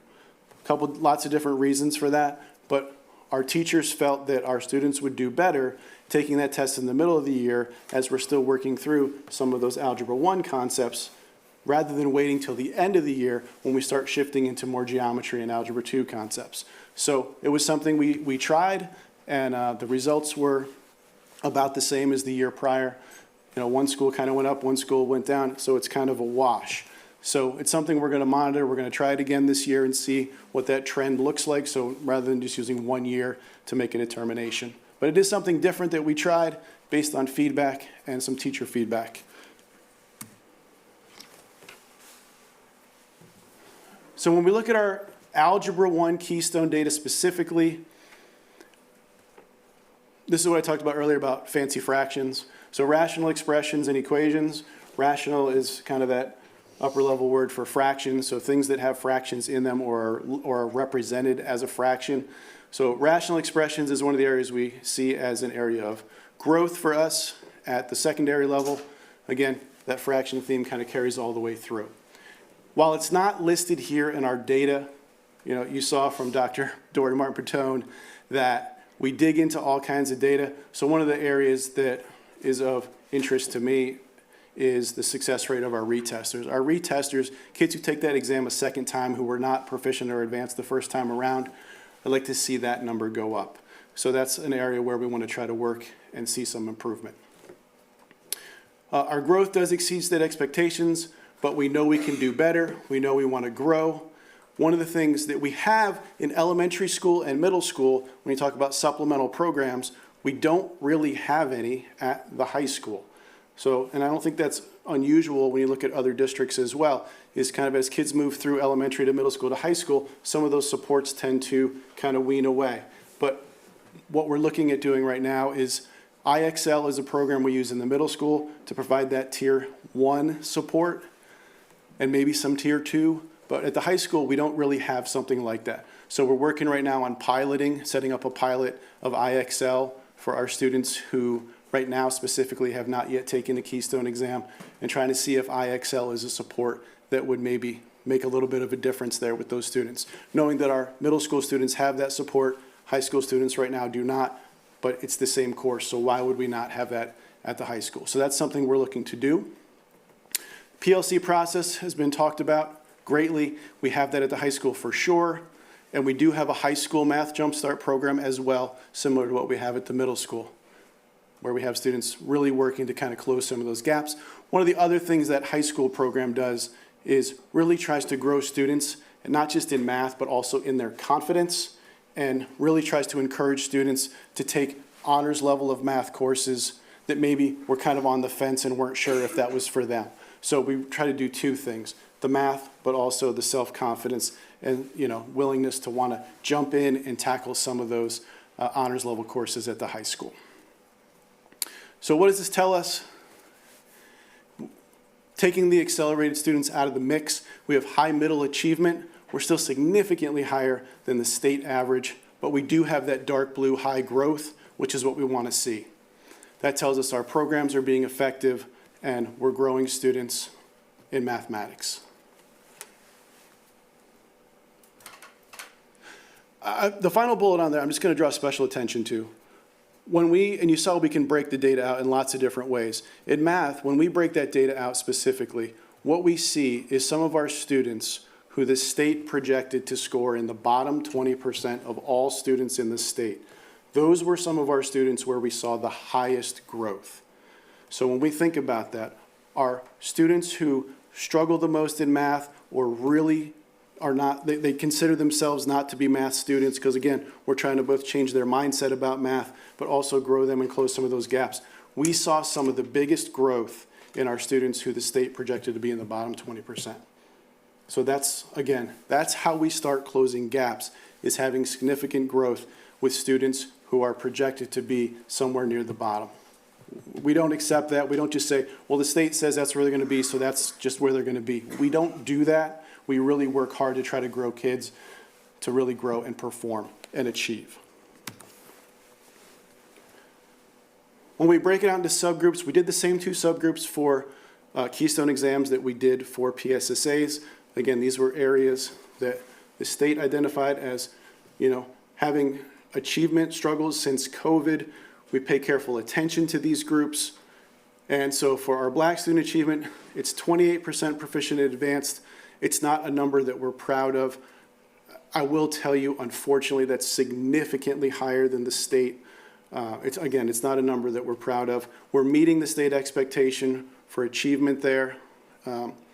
It's an area where we definitely have room to grow. Economically disadvantaged at 43%, dark blue, well above expectation for achievement on the Keystone exam in algebra. So what does this tell us? Our interventions and supports are working because we see the green and the blue, but achievement-wise, we really want to do better. And so that's part of the reason we really are looking at this IXL pilot for high school and providing some additional supports, because right now we don't have a supplemental support, as I shared. So it's an area where we can grow, and it's something we want to really look into, is providing some additional supports at the high school level. So while we're performing above the state average, we really want to do better with these groups, for sure. So I am going to turn it back over, actually no, I'm going to turn it over to Drew Gingrich for high school ELA. Thank you. Thank you, Dr. Lilly. So the very first thing I will draw your attention to will be the achievement score. So as we're looking at our achievement scores, 90.8% of students, these are our first-time testers, scored in the advanced or proficient range, which leaves 9.2% of students who scored in the basic, below basic, or had no score.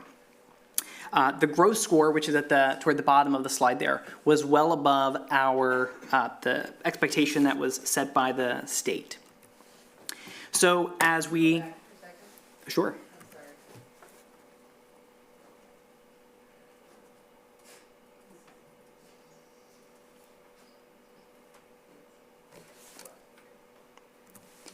So one of the things that Dr. Martin Patone looked at with the PSSA data was the way we are able to really break down and really dive deep into the specific standards that are identified in each grade level.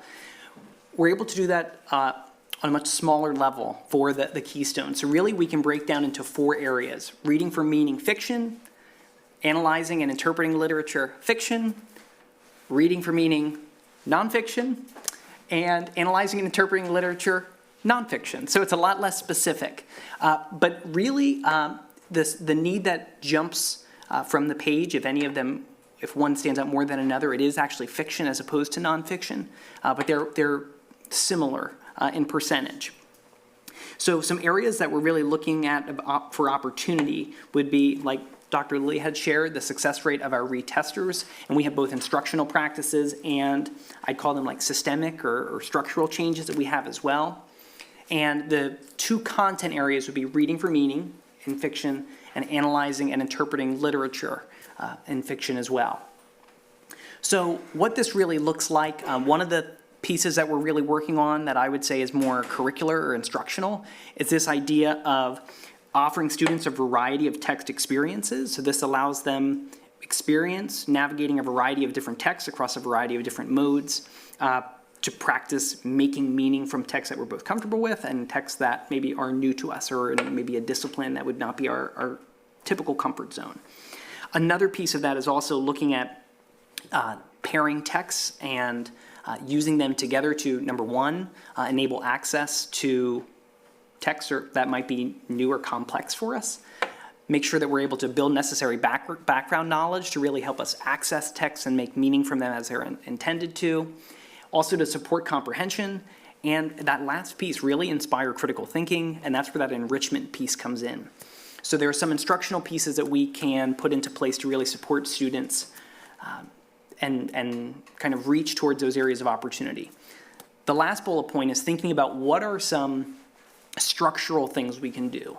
So one of those things is thinking about the scheduling and thinking about if students are not able to, if they don't pass that initial time of taking the Keystone, what are some supports that we can offer, like a Keystone Literacy Lab that are offered to students entering 11th grade, where they're able to get supports from literacy specialists to kind of reach towards those areas of opportunity.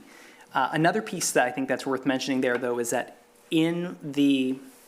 in our courses, we really are aligned to those 4 pillars: reading for meaning fiction, nonfiction, analyzing and interpreting literature or nonfiction text. So those are the standards. So those are really strengthened and the pillar of all of the courses that we have for our ELA experience. So what the data tells us is that we do have high achievement, we do have high growth. 90.8% of those first-time test takers reach the proficient or advanced proficient or performance levels. And something that I thought was really notable is all of the subgroups that are identified from the state. Each of them performed above or well above 1 year's growth measure.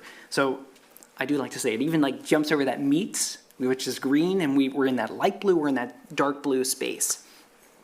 Like we've seen across all of these conversations, we do see that Black students and we see economically disadvantaged students are not quite, at parity levels that we would want to see. Just so you know, I did make an update. Actually, I won't take credit. Mr. Weinstein, I updated this right before we started, that 70.5% of our Black students reach that proficiency or advanced performance marker, and 75.2% of our economically disadvantaged students have reached those markers. So, as we're thinking about what this data tells us, there are a lot of, there's room for growth, there's room for improvement. I think we have some curricular conversations we're having, really emphasizing prioritizing, standards that we know that can be an area of weakness or an area that would be a challenge, making sure we're really strengthening the experience we have in the classroom by layering texts and offering a variety of texts for students to make meaning from.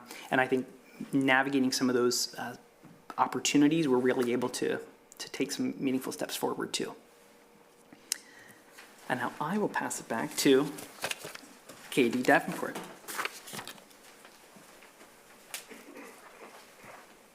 This is our last set of exams to look at. Biology, Keystone exam. We see both last year and this year, students are well above the growth standard. We are seeing, we don't have the same early testing as in math, and so we're seeing all the testing in the high school. Looking at the standards, some areas of opportunity that we are targeting are metabolic reactions, photosynthesis, cell respiration, and energy in ecosystems. We are seeing student growth continuing to outpace the state prediction for each student group, and this is very strong PLCs across our buildings. They examine their quarterly benchmarks, adjust their instruction, identify students for targeted intervention, and these adjustments do seem to be having a positive impact.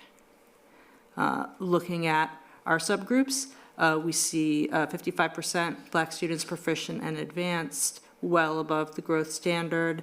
Economically disadvantaged, 61% proficient and advanced, again, well above the growth standard.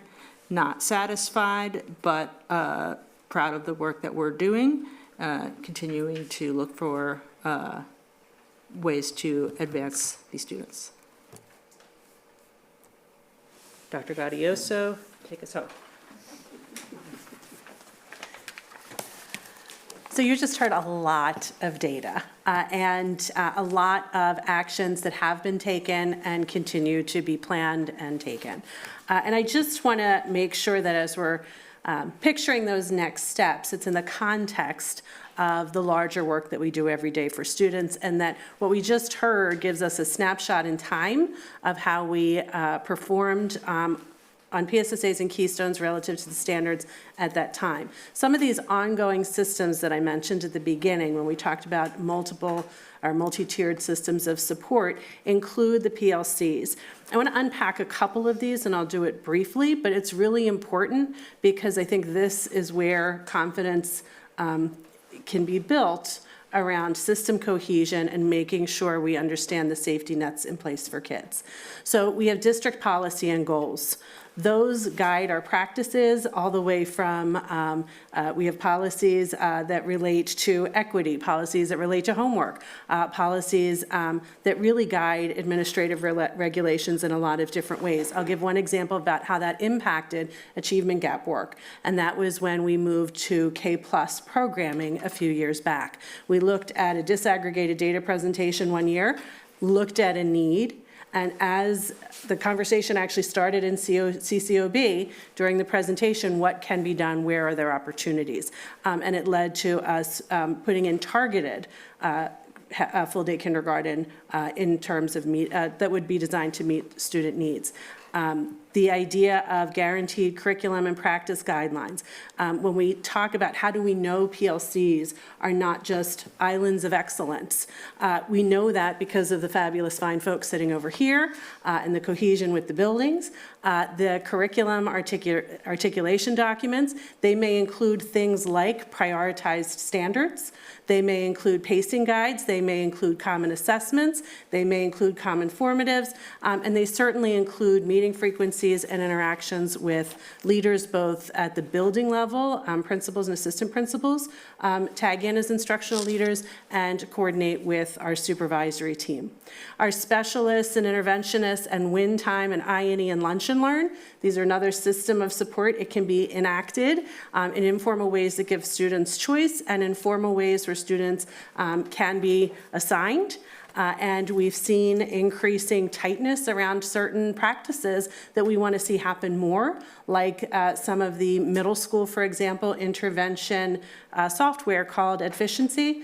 I think the vendor changed, but it was a place where they could monitor our students getting to the interventions. Are they how are we sharing students? Because if a student, we heard somebody called in earlier, if a student is in multiple classes and wants help from multiple teachers, how do teachers schedule that with kids and not putting all of the pressure on kids? There are ways they can do that within the system. So depending on the age of students, those scaffolds help support the tightness of the supports we're trying to provide.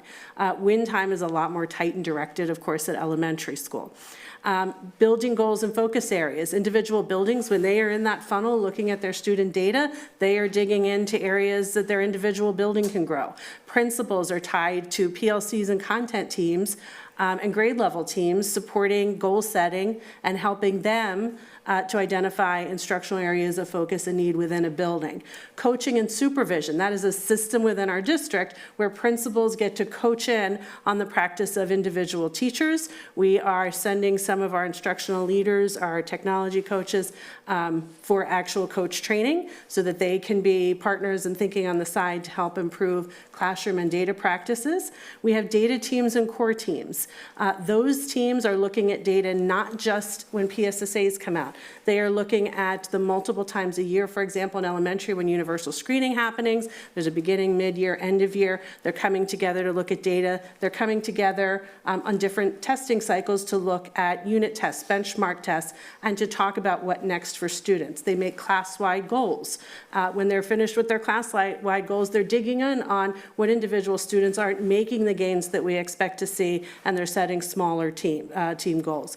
Achievement teams is in purple there because that's really one of our critical teams that is tied to PLCs. When a PLC is struggling to support student gains, when a teacher has questions or concerns about the progress a student or a group of students is making, they can consult with the achievement team, or they can have a full referral to achievement team to talk through their data, to talk through practices, and to have supported planning that supports students. So when we say that we have tiered interventions, all of those things can increase in intensity and support for the student or the teacher as needs determine. So this is one picture of where PLCs fit among many systems within the district that are part of the work that we all do to make sure students' needs are being met well after PLCs, or well after PSSAs take place, because the real work starts when those new students come in. We have last year's PSSA data, and they start the work on preparing students as best they can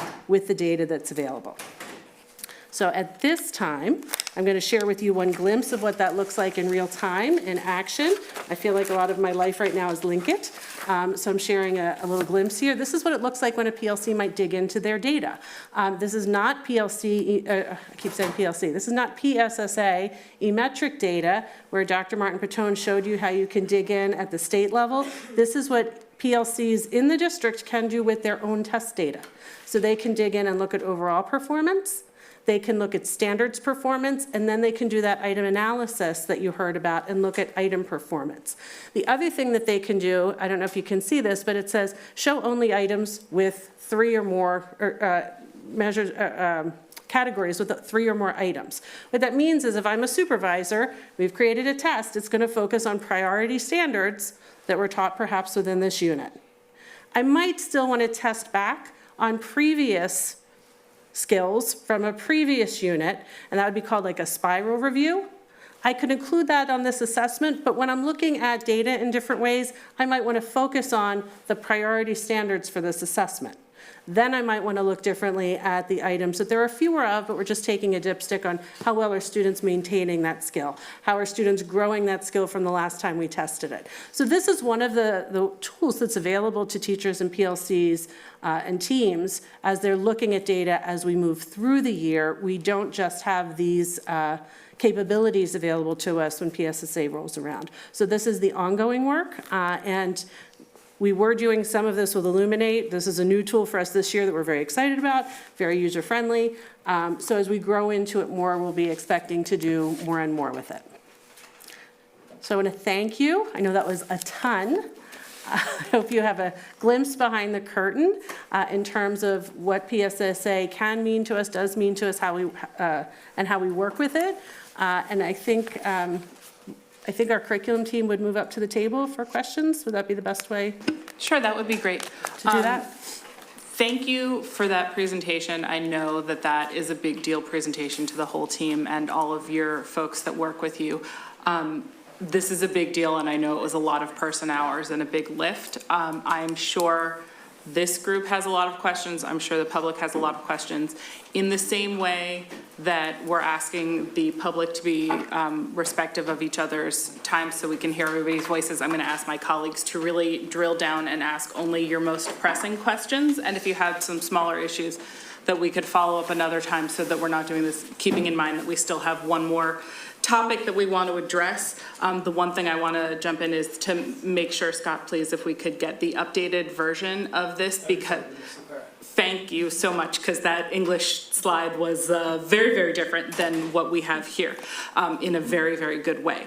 So I'm going to, since I started that side this time, I'm going to go this way. We're going to go board members, and then Sarah and I will go last. Then we'll open it to the community in person. We'll do community online. Again, try and keep everything brief, both in questions and answers. Thank you. Thank you, Shana.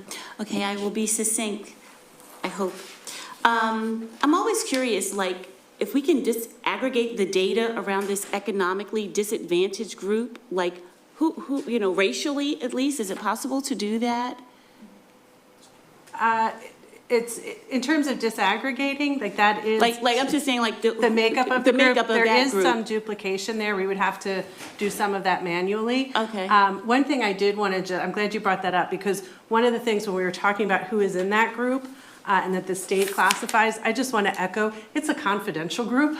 So when teachers and teams are working to support students who are economically disadvantaged, what we do is leverage Tier 1 for all kids. So sometimes it's a really nice measure for us that what we're doing for all kids is working, because we don't, you know, it's a confidential status, and we don't have teams and PLCs knowing who those students are.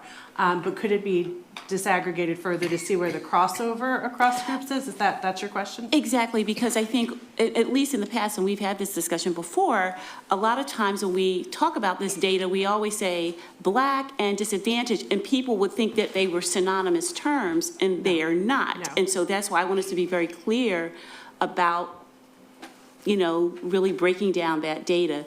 My other question is not really directly about PSSAs, but I am curious, in what ELA class do the students read an entire book? For example, not just an excerpt of Mice and Men by John Steinbeck, but the entire text, the entire book. What grade level? So in third grade and fourth grade, they brought in novels last year. Definitely in fifth grade, there's more than one. I would say in sixth grade as well, and seventh too, and then seventh and eighth grade, and you speak to high school. Yeah, and I'm still familiarizing myself with the 9 through 12 curriculum, but you know, I just had conversations with the ELA department chairs as we were getting ready to prepare for curriculum revision at the end of, in the spring, and then moving into next year. And the ideal is to have at least 3 to 4 texts that are read in the high school level. So is it the complete text? And I'm going to tell you what has prompted me to ask this question. The Atlantic magazine you read the expose in Atlantic where it said the elite students at many U.S. colleges were unable to read an entire book, and they said that during their entire high school and middle school years, they never read an entire book, only excerpts. And I'm like, oh, I hope that we're not doing that. I can tell you it is in a draft in my email that is being sent tomorrow to our department. There's a whole list of things, but that is linked in there. So. Okay, thank you. Sorry, I have 3 quick questions, hopefully. One, do we also identify through the data teachers where the children are consistently underperforming, and providing those teachers with support so that they can better educate the students for those exams? That's part of that supervision model. So when principals are digging into their data, they can see the performance of their teachers. But there's also that other piece, not only just looking at it, but they're actually following up with the teachers to make sure that they're learning as to how they can better aid the students. And that can look at different ways. I know that there have been principals or assistant principals who go in and maybe do some modeling for students. I know sometimes, and supervisors could speak to some specifics, sometimes it'll be outreach to a supervisor about, I'm noticing X. Sometimes supervisors are noticing it first, and that coordination can happen. We've also offered, remember I mentioned the tech integrators who are going for some additional coaching training. One of the things that we started last year was a coaching cycle where they could ask for designated support for teachers. So there are different ways that can happen or look depending on the needs. Perfect. And then the second question was that you, throughout the presentation, you guys identified like this 4th grade, right? That's going to 5th grade where there's major problems. Have we devoted additional resources to that grade as a whole, like maybe deciding to go with smaller class sizes or more, better teacher-student ratio? Like, have there been efforts made to specifically address what the state's seeing regarding those students? I think the first thing that would happen is that deep dive into the data and trying to ascertain the possible needs. Looking at, are we seeing a trend in the data? I think you heard Dr. Martin Patone talk about that and digging into some of the the E-metric part, like what are the specific needs that they have, and then setting those grade-wide goals. During the elementary PLCs, they've anchored, because elementary has less planning time, less, collaboration time, so trying to make it really super effective and efficient within that short amount of time is critical. So we use that team-initiated problem-solving process as a scaffold, which really creates better outcomes for kids using data processes. But we've tied the 4 questions of a PLC to the questions of that data protocol. So when they're looking at data, they can set a whole class-wide goal. And that's on a 6 to 8 week cycle where they can look at the needs of those students, set that goal. So I'd say it's, right now our focus so far has been instructional and really looking deeply at the data in terms of resource needs. I think supervisors have talked about different things for different reasons, but I don't know that we're tying one product or resource to that need. If anybody else wants to jump in I was just there. curious, because you said that the state had a statewide issue, so I was just curious. I mean, I guess the data, we can look at more data. I think the data is clear that there's an issue, so I was just curious as to whether or not we've devoted resources to those students, knowing that there's a need in that specific grade among the whole district. So this is one of the challenges with when we get the data, right? So that didn't come out until we got the growth data. So we've known about this for about 6 weeks. And so at that point, we already have classes running, so we didn't make smaller classes because of that. We didn't know that until this year's already up and running. So that's new information to us. So what we can do is what Dr. Gaudioso said, is we really dig in then and say, okay, what are you seeing with our 4th grade? Is there something, they're now in 5th grade, right? So these kids are now in the middle school. So they're in a new building. But what I can say is, when there's a transition year like that, we already hone in real deeply on kids that are transitioning from elementary to middle school. So it's something we look at. So we would dig right away and say, what are the needs coming up? And then what are the ongoing needs that we see?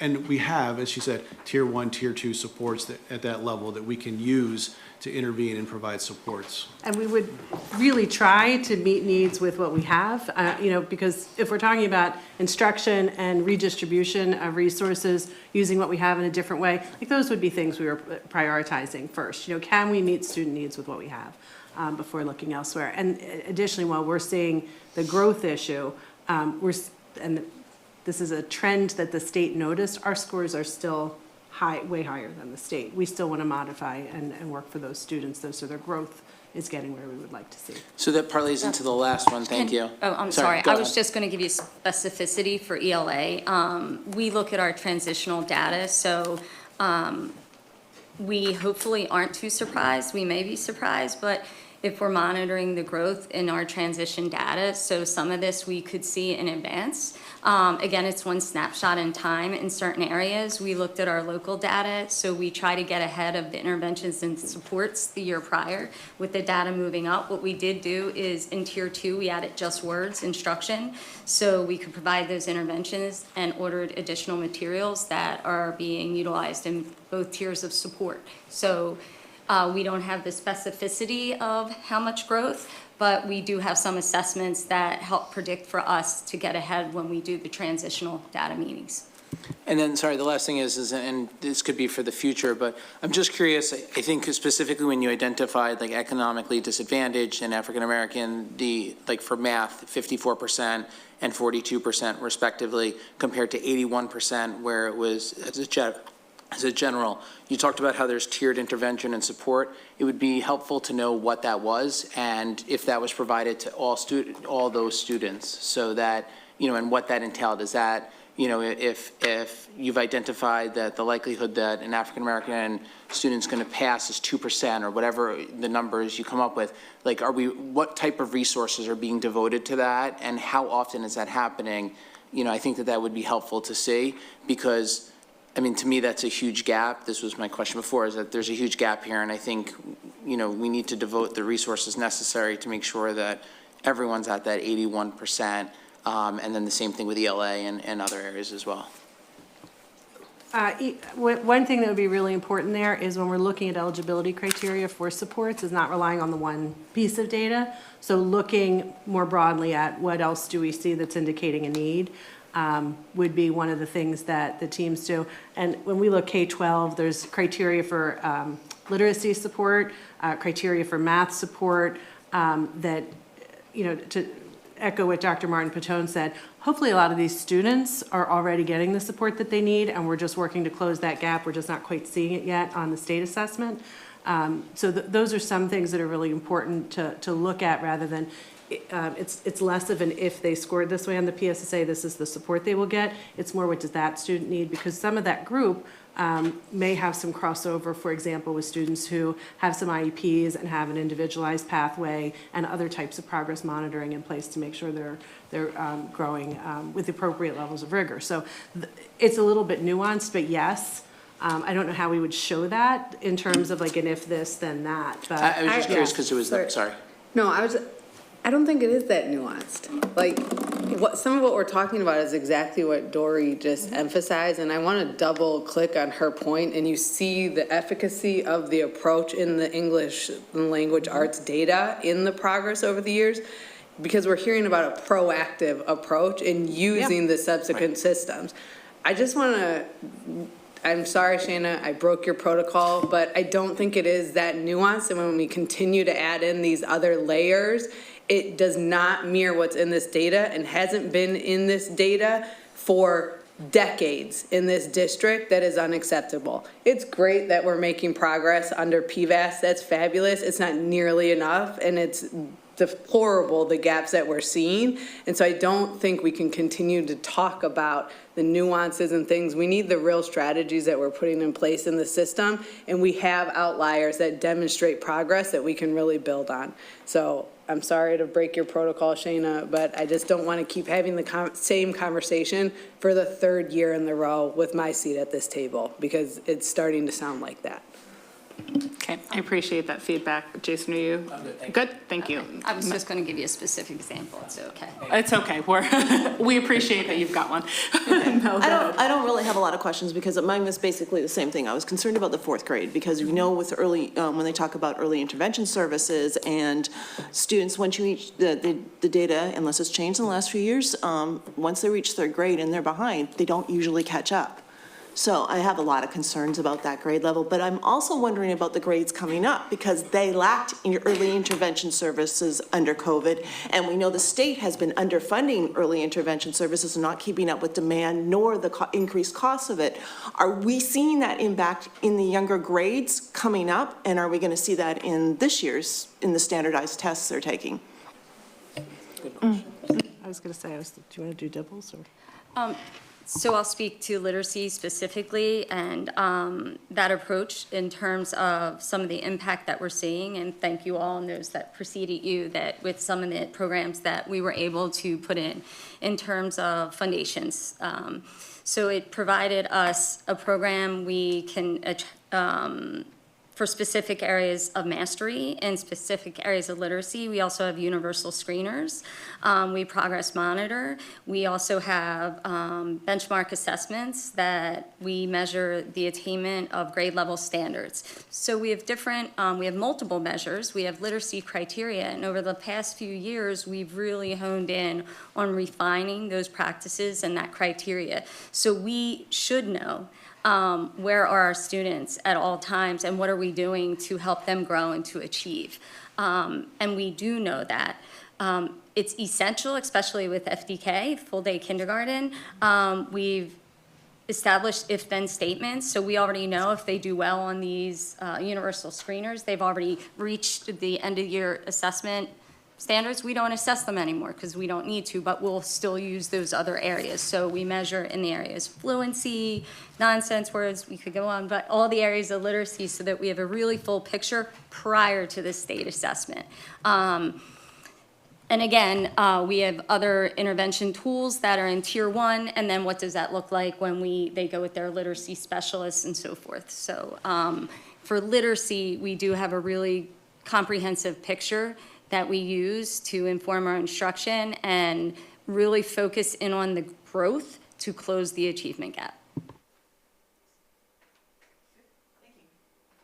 Dr. Saltner.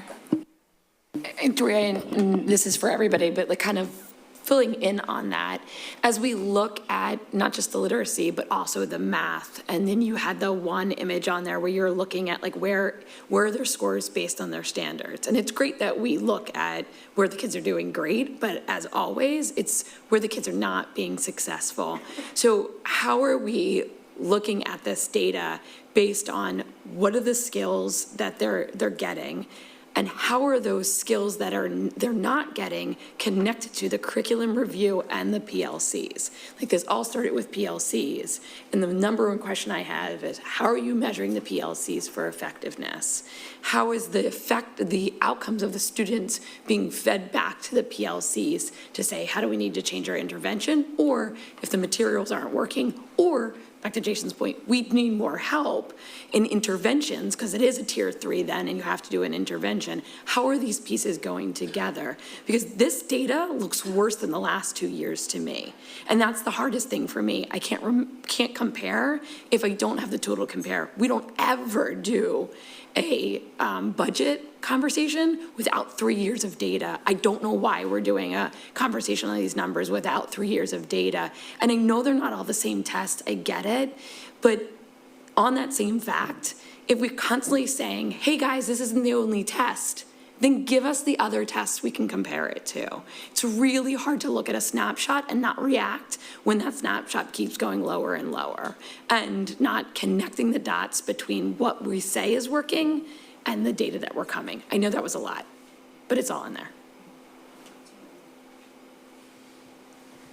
I don't know if you want us to speak to that, but I'm going to try. Anyone can jump in. Yeah, so the cohesiveness of that. So I'll give you one example in terms of, we brought in iReady for a diagnostic adaptive assessment. It is used specifically in Tier 2.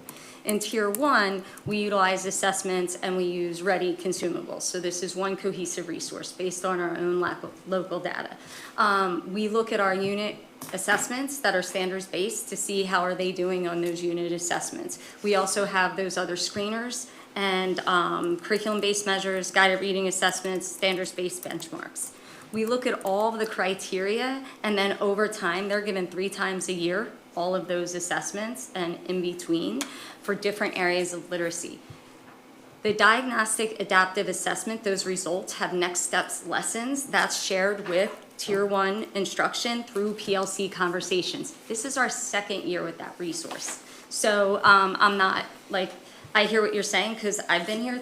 This will be 3 years in January, so 3 to 5 years is your expectancy for change, and we've seen growth in the 3 years. I hear you in terms of looking over 3 years, and that's what we're doing. The historical data, even with PSSAs, we want to look at the students to see if they're in 8th, what did they do in 6th and 7th? We have the ability to do that with the metric data, and we do have those conversations. Why we start with the state is, yes, it's one snapshot, but we also look at our other data that way. There's transitional conversations. We're passing folders. We're still passing folders, even though there's digital, because those anecdotal notes from the guided reading assessment is the qualitative data that informs instruction and tells you more about the student than the overall reading level. So we still pass those folders on, and we still have those conversations. The Ready, iReady, and the teacher toolbox, because I'm sure you'll see that for payment purposes, resources, they all go together, and we use them in tandem for those students. We talk about instructional cohesion because that truly makes an impact. That takes a little bit of time. We do that through the curriculum.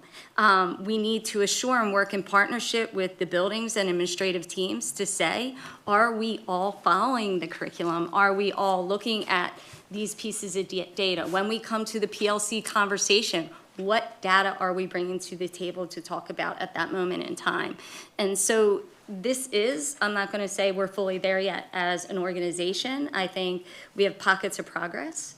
However, we are establishing the systems, and we do have the resources in place to see growth and achievement.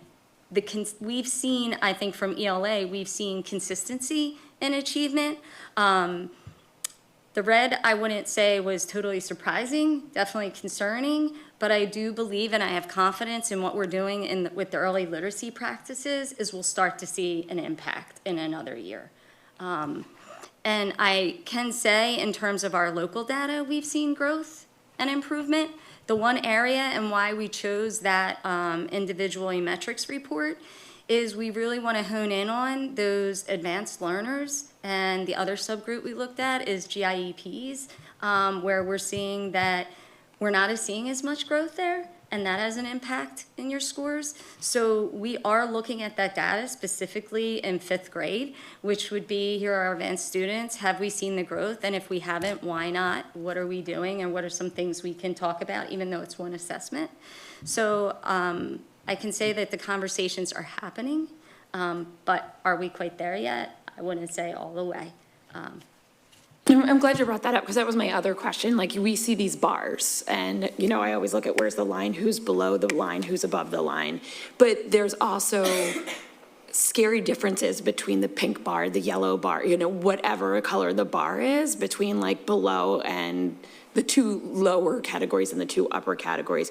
Are we also looking at the data and taking the average of each category and then tracking that over time? So like, is our below proficient, it used to be 55 or whatever it is, like 38, and now in the last 2, we're seeing it go down. Because those graphs are not helpful when you're really tracking where are our kids going. And that's what you just said with the gifted. Are they tracking up? Are they tracking consistent? You know, each category tells you a lot of the story about how the overall group is doing and where pieces can be falling in the system. Yeah, and I just want to add for clarity, I was looking at one specific building, Yeah. one specific grade level, and that's what we noticed. And that was a conversation that took place today. So we are noticing that, and then it'll be, I can look at district level data just to say, are we seeing that slide? I will say in the past years, I've noticed in terms of our advanced learners, because that band, when you're already achieving high, there isn't much room for growth. That's one thing.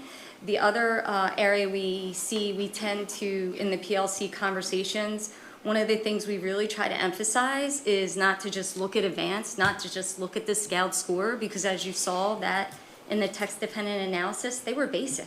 Yeah. So yes, there's strengths, and we need to look at that, but we don't want to be misled either to say that we need to continue to grow and to improve.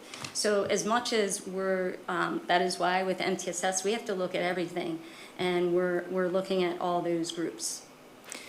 Yeah, and a couple other things, and these really don't need answers, but one, like breaking this down by school, I think is really important, because you disperse needs based on needs. You just disperse supports based on needs, and when doing a budget, that's what the board needs to know. So if we get a request for more support in a school, and we know that that school needs more support, that makes sense to us. It's really helpful to see it that way. 2, saying IXL for math really concerns me. IXL is a fun program, it's a good program, but the human intervention associated with that in younger kids is not the same in older kids.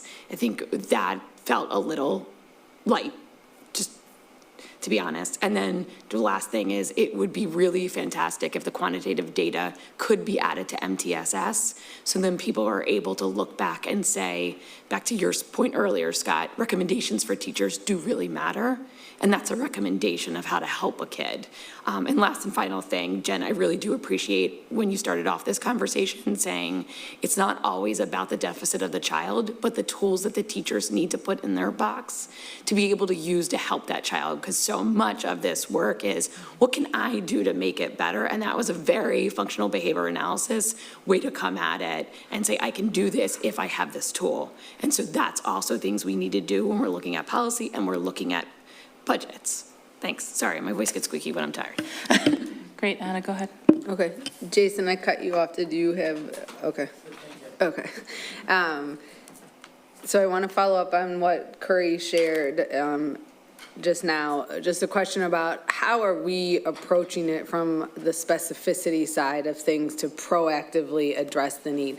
I don't doubt that everyone is doing the best with what we know how to do in that we are aligned on what we want to be true for our kids. I've also seen it every level of the system firsthand in our district through my own kids' experience up till sixth grade, only to sixth grade so far. The informal data measures and how the PSSA data is used. So there's something in the middle there, though, that is not happening at the level of rigor that I hope that we can get to. And I would love to, whether it's now or another time, to understand from you all, where do we need to learn more? What do we have to look at? Where are other districts, places, spaces that we can learn from to innovate our practices? Dory, I agree it takes a minute to get there. And also, we have a lot of information that could accelerate change more proactively by using the systems. And so to Jason's point earlier, how are we building that out? What are the intermediary structures we can put in place?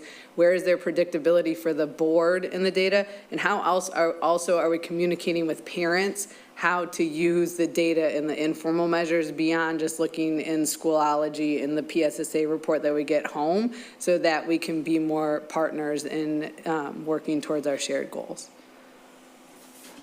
And we can come back to those at a later Shayna, can I time. ask one more question? Can we get through? Let's get through the whole table, and then we'll come back to you. Abby, go ahead. I don't really have anything to ask because I think everybody sort of touched on most of them, but I'll just echo one of the things that I was going to ask, which is just raising how we can, as parents and as, caregivers, how we can be more informed, how you can help us, I guess, be more informed, so that, we can kind of move the needle with you as best we can, because I know that's one area, and speaking with so many community members, there needs to be a partner. Everyone wants to be a partner, and there's some information that just doesn't seem to be getting out there the way that we need it. So that's the only thing I wanted to raise, so thank you. But thank you for your time and for it was a lot of slides, a lot of word art, it was great. Thanks. Todd? Yeah, just a couple of things. So I appreciate the effort to look at the growth and not just did they make the threshold for the proficient, but hey, actually we are making some improvement here. So we're trying to focus on greens and blues, right? So just a little clarity on the green. Is that just purely, how is that calculated? Is that purely just statistical and historical, or is there an aspirational component to that? Meaning, okay, somebody is not performing well, and the state expectation is that, what is the state expecting? That they're going to continue to not perform well, or that the school district is going to do a good job and the kids are going to get better? So, because if it's just all statistical, then green is bad, right? We don't want to stay in green. That doesn't do us any good. Well, green, so I'll start by saying green is not considered bad. Green is considered good. Green is considered 1 year's growth in 1 year of time. That's what that's equivalent to. So that's a student's expected to learn 1 year of information in 1 year of time. So that's green. But you're not going to close an achievement gap staying in green, right? It's correct, but we don't lose ground, but you could gain a little ground. So the challenge is, and I'll answer your question a little bit, where does that come from? So the state takes and has collected data for as long as we've given these tests.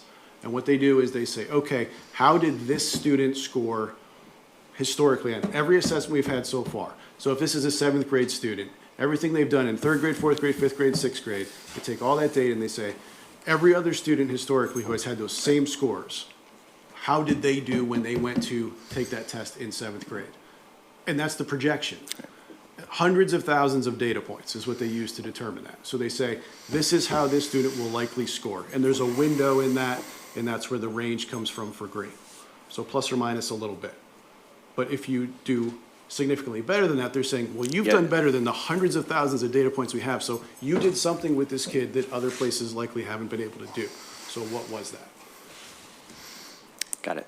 And then the other, I share a lot of the concerns about the achievement gap and the relatively underachieving subgroups. But I don't want to lose sight of, we have a lot of students who are at the 95th, 97th percentile. There isn't a lot of room for them to grow. I mean, there's a lot of students in that group. We're fortunate to live in a district with those. And it was mentioned, I think Scott talked about, well, for those kids, there's enrichment programs, right? We didn't have an opportunity to talk about that today. Perhaps this is a topic for another meeting, but just plant the seed of how do we know if the enrichment programs work? Are we meeting the needs of those children too? We shouldn't, we have to focus on every child, right? So this is probably a topic for another meeting, but just at some point I would like to learn a little more about that. Great, and I will be sure to follow up with you if that gets added to one of our things. Sarah, I'm going to do us, and then we'll head back to Kim, just so everybody gets a chance. A few questions echoing of a lot of what was said already, so I'll skip those ones. Just one quick question. Who is categorized under historically underperforming? Like, what does that group include?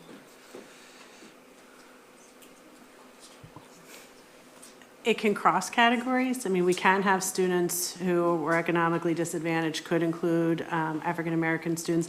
It can be students who have not been performing. And it really is just looking at over time. So like, Students- would any third graders be in that category, or no, because that's the first time they're taking They don't the have assessments? growth until fourth grade. The growth scores don't come out until they come into fourth grade. So it could be So 1 year based of- on your status as an individual or based on your status as a member of a larger group. Either of those things can put you into that subgroup. That's how I think of it. I don't know if anybody has a better way to explain it. Okay, Yeah. I don't know, if we could follow up on that and get that answer I back. don't think, we don't want to misspeak, but there are specific groups that fall into that category. We just don't want to misspeak and say the wrong ones, but we could get that to you for That sure. would be great if you could get that to Scott. We could share that out to the board. Thanks. And then there was mention for both of the Keystone ELA and math regarding an area of opportunity for retesters. And it was mentioned about the Keystone Literacy Lab for ELA. Is that a course that's in a student's schedule? How does that work? It is a course that's in a student schedule. Okay, and is that something that could potentially be replicated rather than just an IXL for students in math who would be retesters? Could there be some sort of math lab?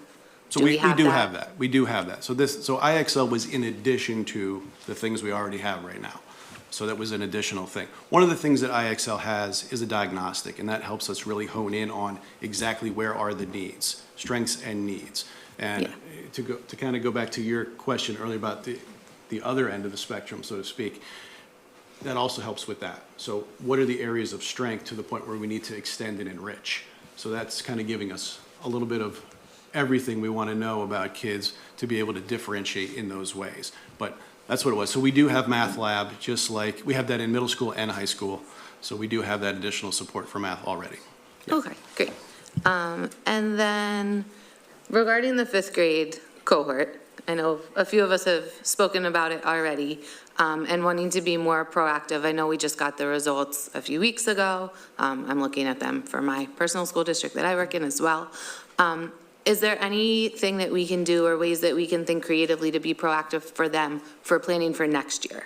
Because I know this year, course classes are already assigned. We said we can't make smaller classes right now. They're already in the class that they're in, and then we get this data.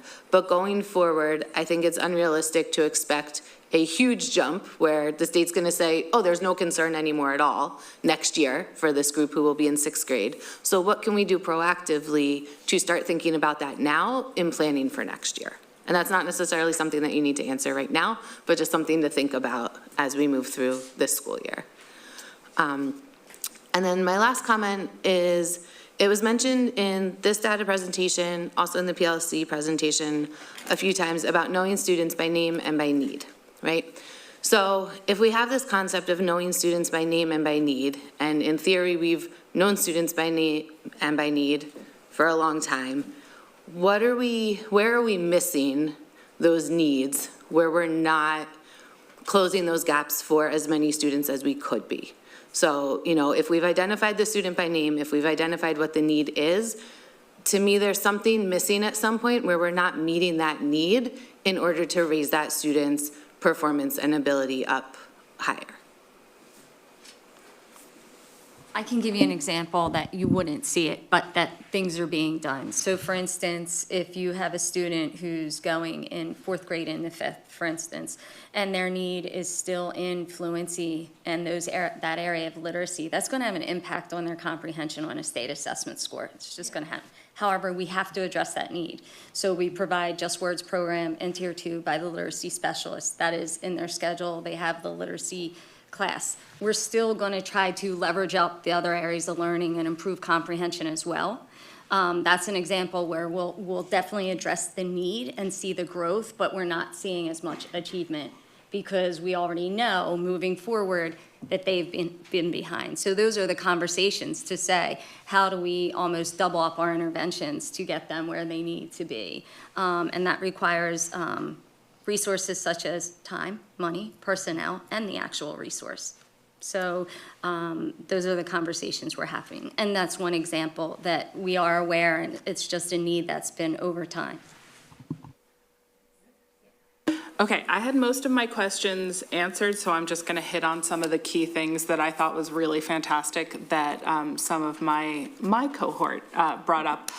First, my big question was the same one that Kim asked about disaggregating data, and I know that's like a really big thing to manually disaggregate, and I think a good lens to look at it is to look at our most concerning scoring subgroups and then focus on disaggregating those and seeing where they might overlap with those other subgroups, not to vilify or ostracize in any way, but to see where we can put overlapping interventions. Because if we have a racial or an economic subgroup that also is highly co-classified with students with IEPs, then that's going to require a different perspective than if we're looking at their financial situation. Those are just different approaches, and I think that could really help as we're looking and choosing what could work better or worse. I also want to echo what Jason said, Sarah said, some other folks said about continuing the focus on that 5th grade cohort. I also, just in terms of quick hits of things I want to mention from just talking to teachers in schools. One is Foundations is great. The teachers love them. I got like a whole rave review at parent-teacher conferences, so I'm really glad that is a really great resource that's working that you guys advocated for.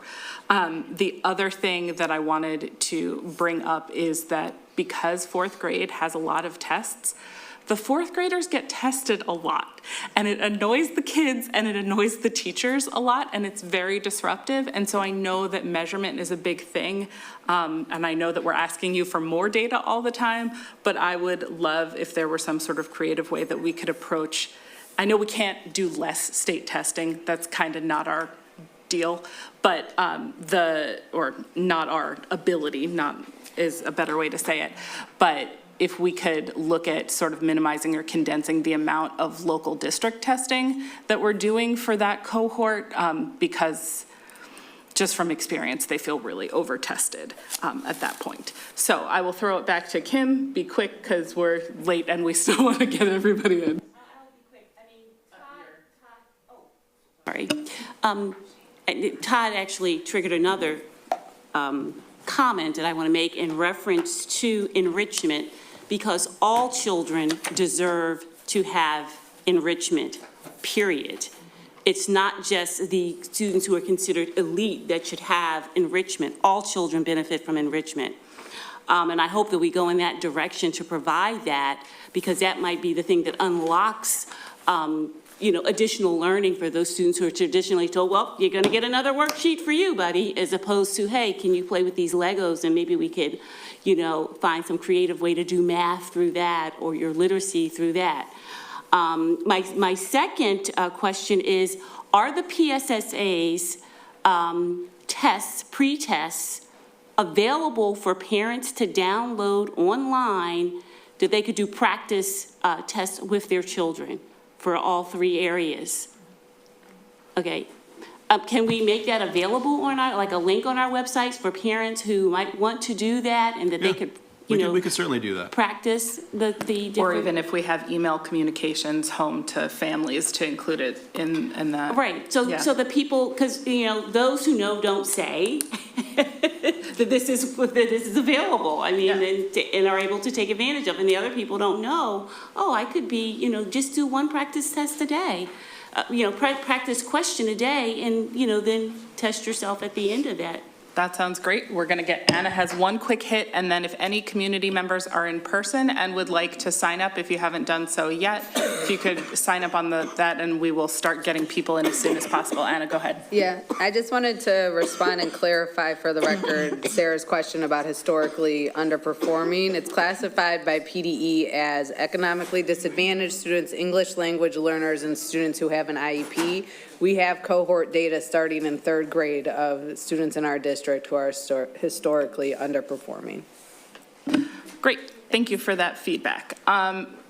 Do we have, who is managing our list?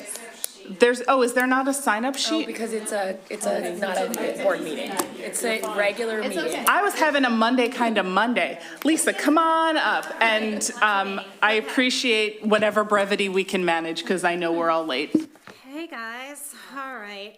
Lisa Prosnitz, Penn Valley. I don't know if I still need that right now. Okay, so my thoughts are very disjointed, and I guess one request is that some of these presentations be made to the community a little bit in advance of these meetings so that we can kind of process the data. I know that things are rushed and things probably change, but the agenda, kind of gave a lot of information, but not nearly enough that we needed to really be thoughtful about our comments tonight, at least not for me. And I've been attending these meetings for a long time. I've been attending our AATF meetings, been a member of CARE, the anti-racism meetings over the past several years. I've been hearing about the achievement and opportunity gaps in Lower Merion School District for as long as I can remember. And as was mentioned by Mr. Weinstein, like the state assessments are only a fraction of what we see of a kid's success and ability, right? So I guess the rest of the data, and I'm kind of in awe of like what you were showing, there's a wealth of information out there. But I also think that there's other data that we really need to kind of talk about as a community, and that's really kind of going to give more of a structure to some of the trends of why this achievement gap keeps happening. Things like how many Black, Brown, economically disadvantaged students we have in advanced math, and when we really start kind of how we look at these kids when they're in the younger grades. I remember that Mr. Copeland, when he was superintendent, had instituted a one-on-one tutoring policy. I don't know if any of you guys remember that. But the one-on, and he would say, like, it's the one thing that we really know is gonna help kids. I don't know what's happened to that. I don't know where that's gone, but that was like starting to show some progress. I know COVID happened, he left, whatever, but like, why is that something that I've never heard anyone talk about as a way to really help our students who have been struggling? And looking at the numbers this year, like, Curry, to your point, like, I actually brought last year's numbers with me because I was kind of curious, and they went down. Like, more of our kids were underperforming, more of our Black, Brown, African American kids were underperforming, less were proficient, like, in math, in science. It's not great. Earlier this year, the NAACP submitted a report, I know with other local organizations. I don't know what the board policy is on looking at reports from community organizations and groups, but I have not heard a single thing about it. There were requests in there about creating community to look at some of those numbers. There was a lot of information in there that really supports why our students are underperforming. And I encourage you to take a look at that and really take some of their advice to heart and implement it. And bringing the community into that. I think there was a lot there. And I guess one question I have is how parents and local advocacy groups can better understand and work with our board to help support administration to make more success. Because I know, I've spoken with all of you enough, like, I know we all want to see it, but somehow we're not doing something right. Something is not working right. And unless we really take the time to break it down and understand it and talk about some of the really hard questions. Like, I love the questions about looking at specific schools and teachers. Like, there's something happening that our kids are not doing as well. Let's see what else. Sorry, Lisa, we're at like 5 minutes, so if you could just I know, I'm sorry, but these meetings used to be in the morning, and they were back and forth, like, it's just, there's a lot here, and it's really important. I appreciate that. I know, I'm trying to get Curry, everybody's voice heard. I totally, your comment about IXL, spot on. I do think we need to have a much broader conversation about tech in our classroom, where it's appropriate, where it's not, where, like, what programs our kids should have access to, both in school and at home. It's not all consistent. My kids will kill me, but that's the truth. And I think it's about more than just the material. I think it's actually about or how things are being taught in the classroom. And I guess I'll leave it there. But thank you all. I know that you're all really dedicated and care about our kids. And I think that if we can come together as a community, we can finally affect change. Thank you. Thanks so much. And just, I didn't say it before, but yes, if you could say your full name and just where in the neighborhood you live in Lower Merion and Narberth. Sure. Nigeria James Winwood. I just wanted to just come up because as a parent in the district for 14 years, I'm appalled by the scores that we just saw for Black students. 58% of Black students in grades 3 to 8 are below basic and basic. With the budget that we have per student, that is inexcusable on all levels. This is my last year in the district, but I've been here long enough to tell you what I have experienced as a Black parent. I have not had the data. I have not seen a consistent effort to educate parents. I have not had really good conversations that I didn't initiate with parents, with the teachers. I called every teacher. I called every meeting. I went to the conferences myself and made myself known. Teachers really didn't have the time. Some didn't have the interest. Because my kid wasn't struggling like others, they didn't say anything. But parents don't know this data exists. And it's shameful for us to have it in this room and not be on the whatever we have to be on, the bullhorn, to let parents know we have a fire here. These kids are coming out of this district, well-oiled machine here.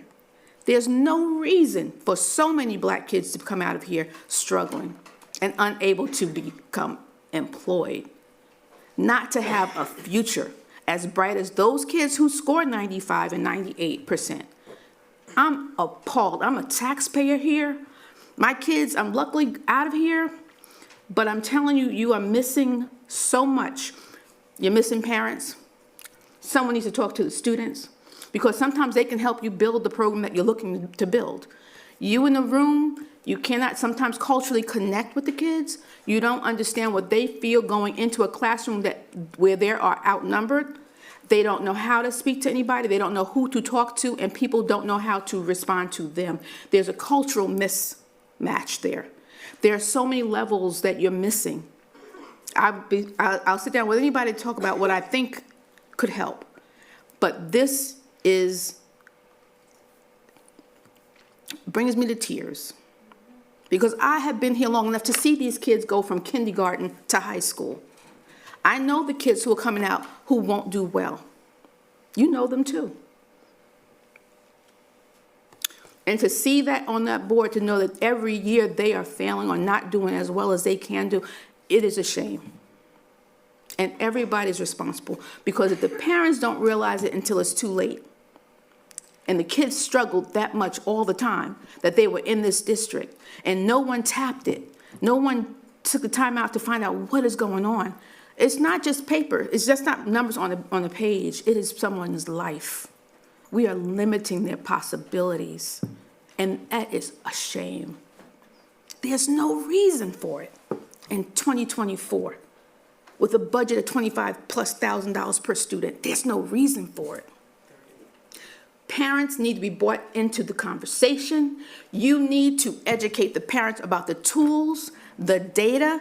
They need to know what is expected of their children. They need to figure out how they can help them. And you need to find somebody who is culturally available and able to talk to them, to reach them, in order to turn these numbers around. In this room, it's not going to work. You have to leave the room. You have to make parents aware.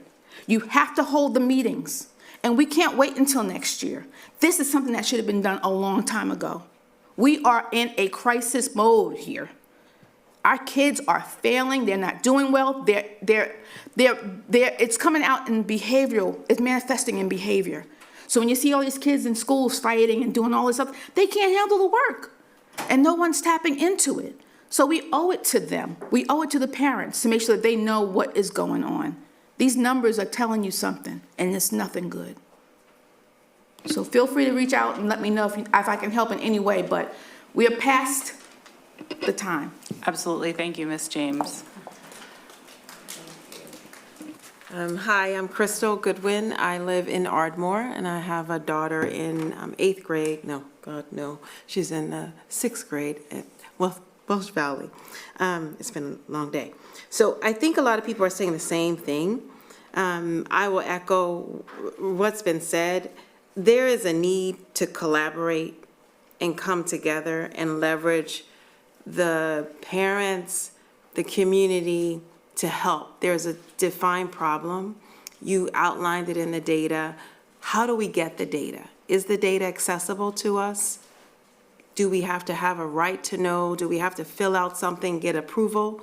Or can we get the data to do our own comparative analysis and dissect the data? This presentation will be available for you on board docs with all of the details on it, and all of the data that our team has used is available on the PDE website, where you can search statewide, regionally, you can search by grade band, you can search by school, you can search by district, you can play around with different subgroups or grade bands and subjects. And so PDE is really where most of that data is housed, I believe. Yeah. There's also on the website, on the LMSD website, there's Making Practices Public, which doesn't have everything from, I think it maybe the most recent is 2023. No, but I'm just saying in terms of some of the data regarding student assessment, it is, there is something there, and it can be used to, we can add more to it. Okay. Great. And That's Scott, accessible. The PowerPoint. So if you can put the state data link in the PowerPoint, so then people, when they go and it's updated from Denise, it can be in the link. So, and so we would definitely, I'm sorry. We do need to process this particular presentation. It's not ADA compliant, so it won't be up there right away, but we can link to the PA Ready Index. Yeah, understand. And I think what you're hearing also is that we as parents and as a part of the community, we want to roll up our sleeves. We want to get involved. We all see that there's a problem. We want to be a part of the solution and really help. We want to define purpose. We're coming out here, it's 10:30, almost 11 o'clock. I would rather actually be doing work than just sitting in that chair. That would give me more purpose, and it would help me to know that my child, I can say to her that I am really helping. I'm not just sitting in a room listening to people complain, but it's about doing the work. So let us help you help our kids. And if it's a subcommittee that's formed under this committee is what we're recommending, because we think that all this time spent on this great information, there is a need to have a subcommittee under this, maybe this curriculum committee, if that's allowed. I don't know the protocol, but that's what we would recommend, and involving the parents to help with that. Thank you. Thank you so much for that feedback. Hello, Risa Murphy, Bryn Mawr, and I'm super tired, so I'm just going to read my speech because I fear I'm giddy and will not make any sense. We should have a subcommittee on this board or a committee to address Black achievement only. We should also have Black affiliate groups within each school involving parents addressing this opportunity gap.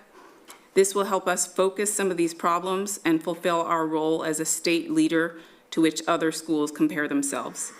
I'd also like to bring in the topic of discipline, which I haven't heard addressed. Anecdotally and statistically, Black kids get pulled out and disciplined greater than other students, and I would imagine that affects some of this data that we're analyzing, and that's what I'll say.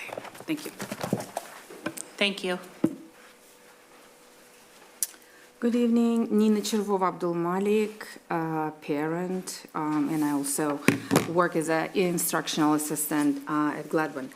A few points here. So PLC is an IA. I never heard of that. So I checked while I was sitting here with my instructional assistant friends, because I was thinking maybe that's like my bad and I kind of like missed something. No, I was confirmed. It was like, second and third that we are not involved. But as a one-on-one instructional assistant, I'm with my students 6 hours a day. So I'm not with my student there for my lunch, and when my student is at, say, speech or OT or PT, at that time I'm actually assisting in the small group with another spec ed group. So just something to think about, I think.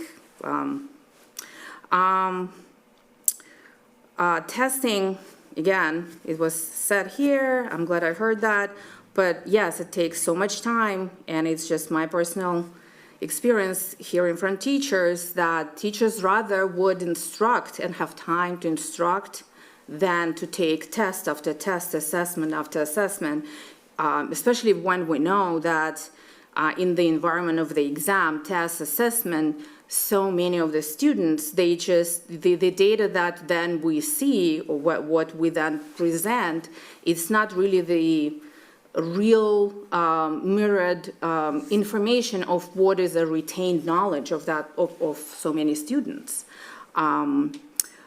Like my personal take on that is that so many of struggling students, because that's the population I work with, they don't even put their effort in the testing, guys. They don't, because they already perceive themselves as somebody who do not do well. So whatever we see then later, it just really beyond sad. They don't perceive themselves as successful or doing well, and so doing the tests, they just check out. So, and that will be in the data then later. Then coming back to technology, kids, like technology is going to stay here. We need just to use the best of it. Like there will be probably sooner than I even imagine virtual reality in public school education, which is great, which is like, I look at it just like a bridge. You can throw yourself out of it, or you can go from one, bank to another, and you cross the bridge and you win. So with the technology, kids spend, like elementary school level, they spend time there, various programs there, and I'm just thinking, going back to time spent taking tests, that's the data that is, teachers are tracking that. Teachers are tracking kids spending time on extra math, Dreambox, all that. That's the information you tap in to actually get those assessment points. Then teachers have more time instructing and getting, more time spent with the individual student or in a small group. That's just how I see that, because, technology is staying, and we just need to somehow figure out how do we use it, to the advantage of all the students. And, it's tapping into that information. As I say, like, I know teachers know, like, whether or not some students spend certain amount of time on extra math. So again, it's individualized. You can chronically see the progress. You can see weaknesses, strengths, so many things there that we can just, it's brilliant that it's there. We just need to use it. Devices that at elementary school level, and that's like another topic, but elementary school level, last year, devices stopped going back to school. Again, in terms of, making, like seeing the picture clearly. So these are the devices that are with the preloaded programs there that students, whether or not they're using that, that's another thing, but those are the groups and those are the students that we're talking about who will not have an opportunity to actually do some extra. That's not to say that, all ages, they're like, doom scrolling on TikTok until they like brains I'm are sorry fried. to but cut in. We need to keep to the topic that Yeah, we're working on, just okay. because we have some other folks that want to So, comment. school buildings. I do know that school buildings are open for different sport leagues. When the gym is open and, you know. I'm sorry, we're locals- specifically talking about the assessment data. Yes, so- I know, but the tutoring that was mentioned, I think that the tutoring, there is opportunity to use the school buildings. We open school buildings for basketball and soccer, but we're not looking at basketball, you know, results right now. We're talking at academics that are lacking.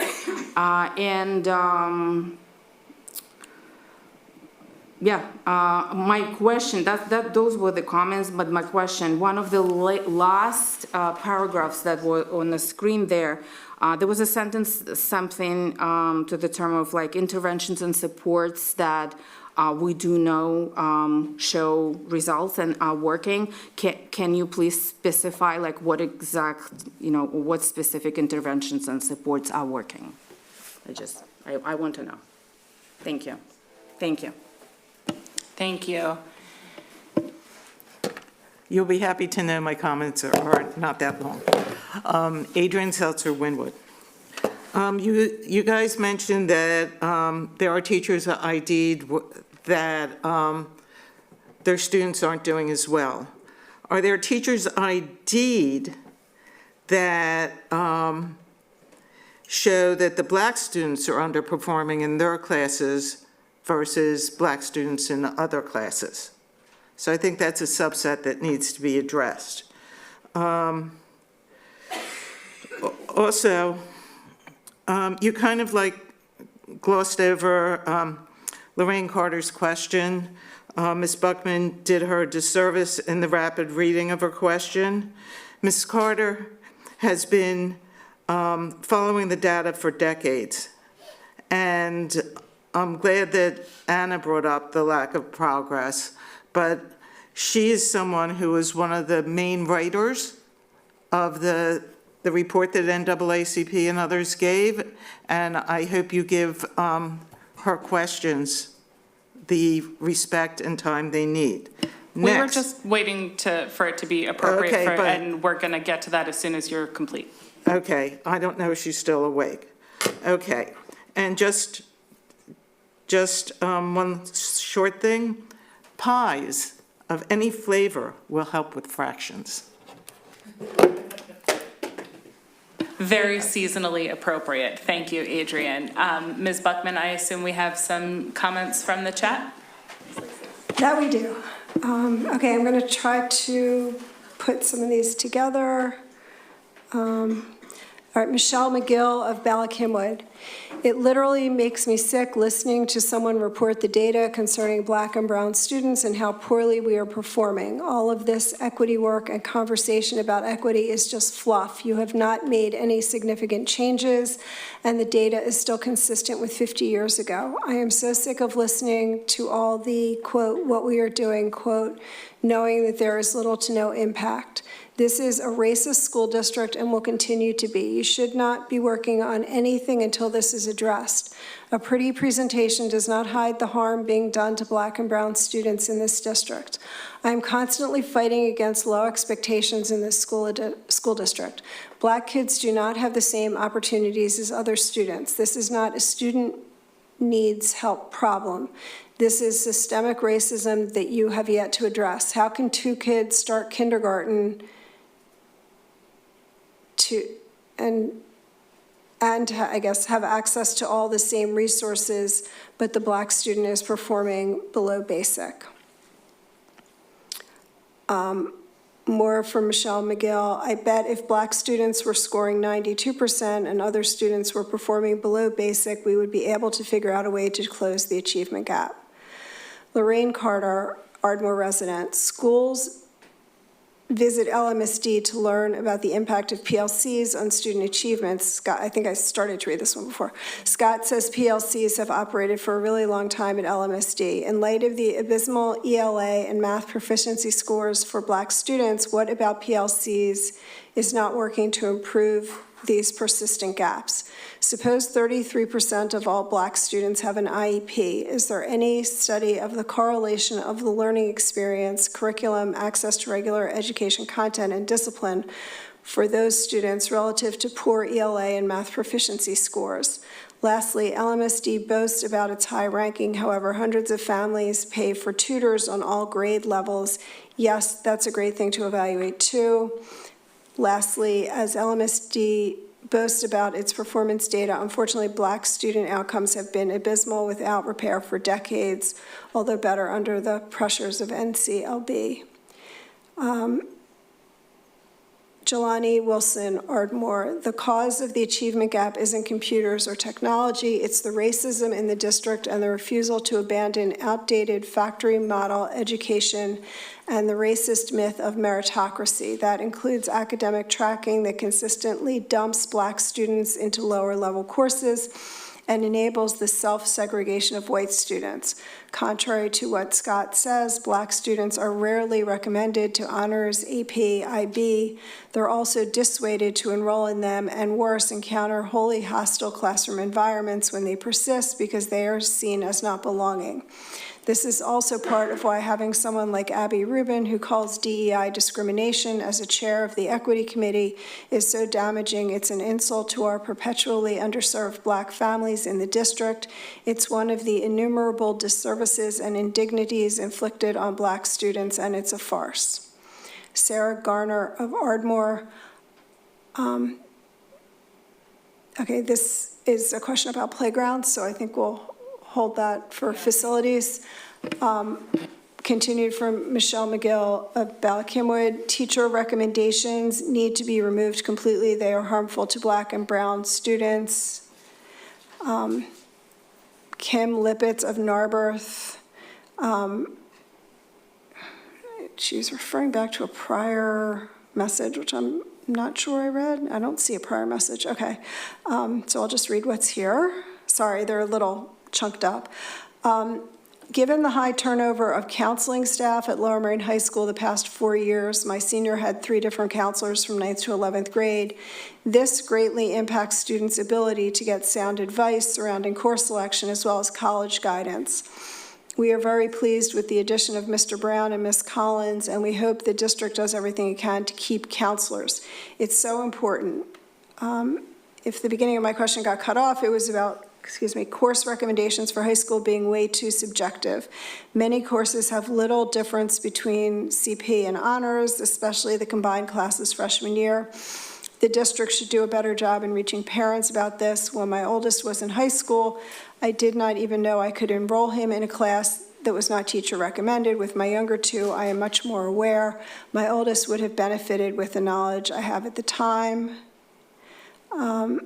Michelle Vessel of Gladwin, sorry if this was mentioned and I missed it, where does the historically underperforming group come from, and do any of these overlap with other categories? And I believe that Ms. Shark read that definition. Also from Lorraine Carter of Ardmore, board members, please strive to change the trajectory of Black students so they too can be a reason for LMSD to boast. Black student achievement and growth go beyond a snapshot and demonstrate decades-old trends. LMSD can and must do better. If this is the best LMSD knows how to do, what is missing? Someone shared a definition of the historically underperforming, but they didn't give a town and where they live. Several more comments from Ms. Carter. PSSA samples for families, great idea, Kimberly. Parents should see what advanced, proficient, basic, and below basic ELA results look like, especially the writing prompts. It would be great if the board responded to the community organization's recommendations on Black student achievement, particularly the one from NAACP and Box Lunch in a Book. Where's community outreach? Bravo to Nigeria James. Board, she is summing up some of the issues. You've got to do better reaching out to parents. Crisis mode, yes, these numbers are telling you something. With your permission and collaboration, we can produce a newsletter for Black families that shares data and other details. Black parents do not need to go to PDE for Black student data. I've got it and will willingly share. And finally, Jennifer Brown of Wynwood, I echo the immediate need for a subcommittee focused on the achievement gap, specifically identifying the root causes and developing strategies to close. Finally, one more comment from Ms. Vessel of Gladwin. This is a curriculum meeting, and I am wondering why the focus is only on one group of students. As important as they are, what about the majority of students that are labeled as average, that are overlooked, and the gifted students who have no room to grow? And that is the conclusion of the community comments. Thank you so much, everyone here and watching at home, for all of that feedback. Thank you to my colleagues. Thank you to the administration team that's worked so hard. Now, we are going to, we have, a what? Oh, they're just racing for the single stall bathroom in the hallway behind me. While that's happening, I will vamp for a hot second. But next up, we have the superintendent update from Ms. Schaefer. Okay, yeah, that's fine. If anybody needs to stand up and do a quick like yoga break, like stretch it a little. Yes, oh. Too, so didn't go off for a sec to strategize on time. Do you want to save the update for?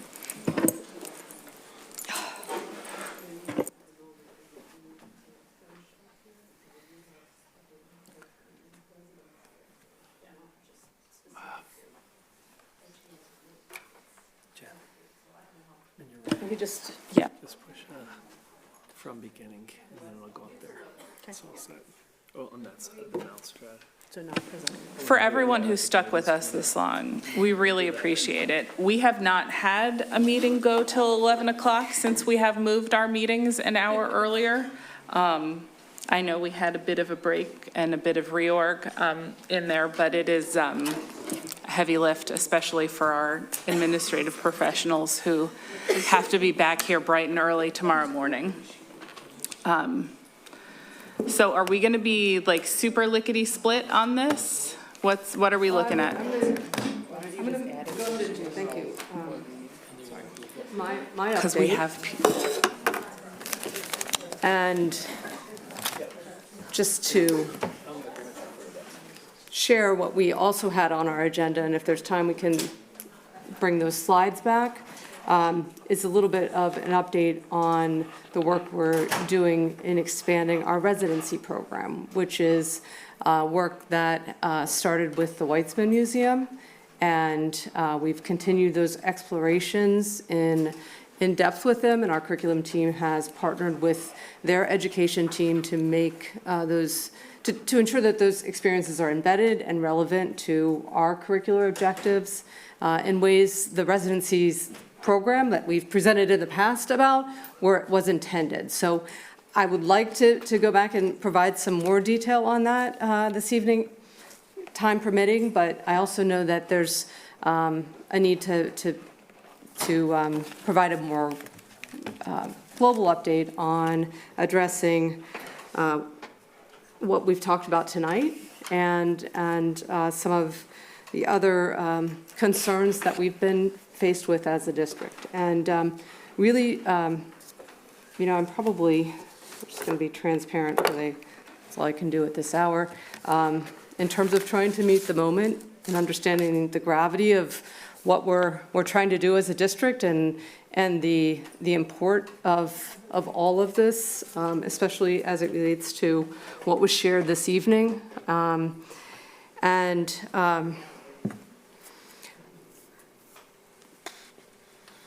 I certainly have always believed in actions speak louder than words.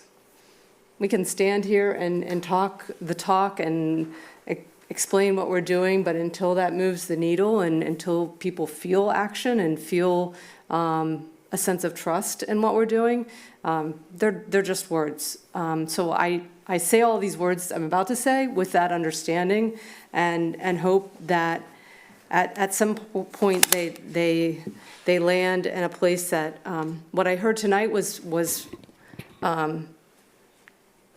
a sense of devastation, but also a sense of how can we come together and do this better and more collectively, which gives me hope that we do that, because as you know, it's certainly, I represent the government. We all do sitting here. And it's, you know, not lost on me that that's who, like, sometimes we fight against. But it's also just, it's me and us and the work that we care about deeply and the kids that we care about deeply and want to do right by them as well. So framing that to some degree is helpful to me, and trying to meet the moment and give you that context. We've already talked about this, certainly in the context of what we were talking about this evening and what we have been talking about over the course of board meetings, is that we live in times that are challenging. Challenging for all of us, challenging for our schools, challenging to what we hear on the news and in social media and in our homes, and that impacts all of us, and it impacts our students. And we can't be naive to think that what's happening in these other places isn't also going to happen in our schools. And I share that because we're committed and have always been committed to addressing hateful, discriminatory, and other inappropriate behavior. So my update is about that piece of it tonight in recognition of all the complexity of our work. And I share that as a school system, we've long been committed to addressing these behaviors, behaviors that aren't appropriate, that cause harm and cause damage. And I highlight some of the things in left-hand corner to say our practices are about building students' belonging through teaching students how to be kind, how to be empathetic. And that's foundational to our work. And it will continue to be, because that's what we want to lean into strengths, and we want to lead into confidence in being good citizens and good human beings. And when that doesn't always work, because kids make mistakes, adults make mistakes, we all do those things, there are interventions and procedures that we have in place that do work. And I believe me know that there's concerns and lack of trust sometimes, but I'll say with recent incidents, we know that adults intervened appropriately to step in, to take action, to follow the process, and that consequences are imposed. And ideally, we then connect those to supportive measures for our victims and for other students and staff that are impacted by the behavior, and we learn from that. And we figure out what are the tools that we need to continue to do better to make sure that we're intervening appropriately and meeting the moment. Just as we do with academics, the same thing applies to behavior, and understanding that behavior, why it happened, and the education that we need to provide to our students to prevent it from happening. And as we've talked about tonight, we also acknowledge that our commitment has to be to addressing longstanding opportunity and score gaps. We talked about that a lot tonight. And the position paper and community action plan is something that I've read, that I've carried around since I received it. And I think there are action items that we need to have further conversations about, and certainly the ideas, we certainly can't throw out ideas. We haven't met the goal. So ideas, new ideas, different ideas are all valid and should be considered. And everyone we want to feel are part of coming to the table with solutions. We also know that closing these gaps are not a Lower Merion problem alone, but we should be leaders in that. We should. And we recognize that. And I agree that we need to orient our time and thought and resources towards doing that. I heard some conversation tonight about tutoring programs, et cetera. Like, where did that go? Why did we stop doing those? Those are questions that should be asked. And I hope that, if nothing else, tonight's presentation gave those of us in the room, and then when we communicate it out, opportunities to ask better questions. So we're looking at the same data, we have the same level of concern, and we're able to focus on it with more clarity and more decisiveness.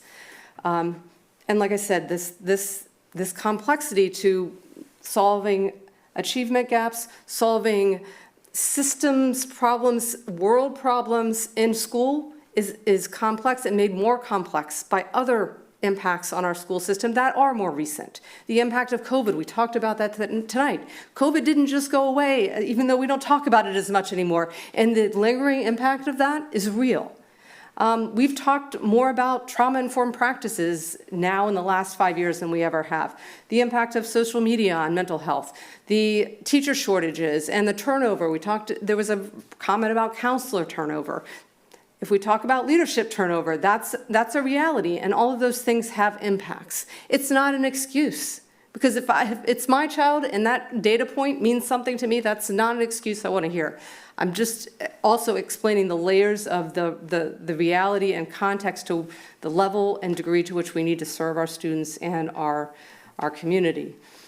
And then, I mean, putting all of that on top of all of that, the rapidly changing world that we live in. We talked about tonight about access to technology in classrooms. Is it too much? Is it too little? Is it not enough? Are we not meeting the need? The reality of artificial intelligence adds another layer to the challenges we face in our system. So allow me to say this.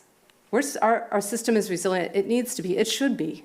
We are well-resourced as a system, but it is strained, not unlike any other system out there.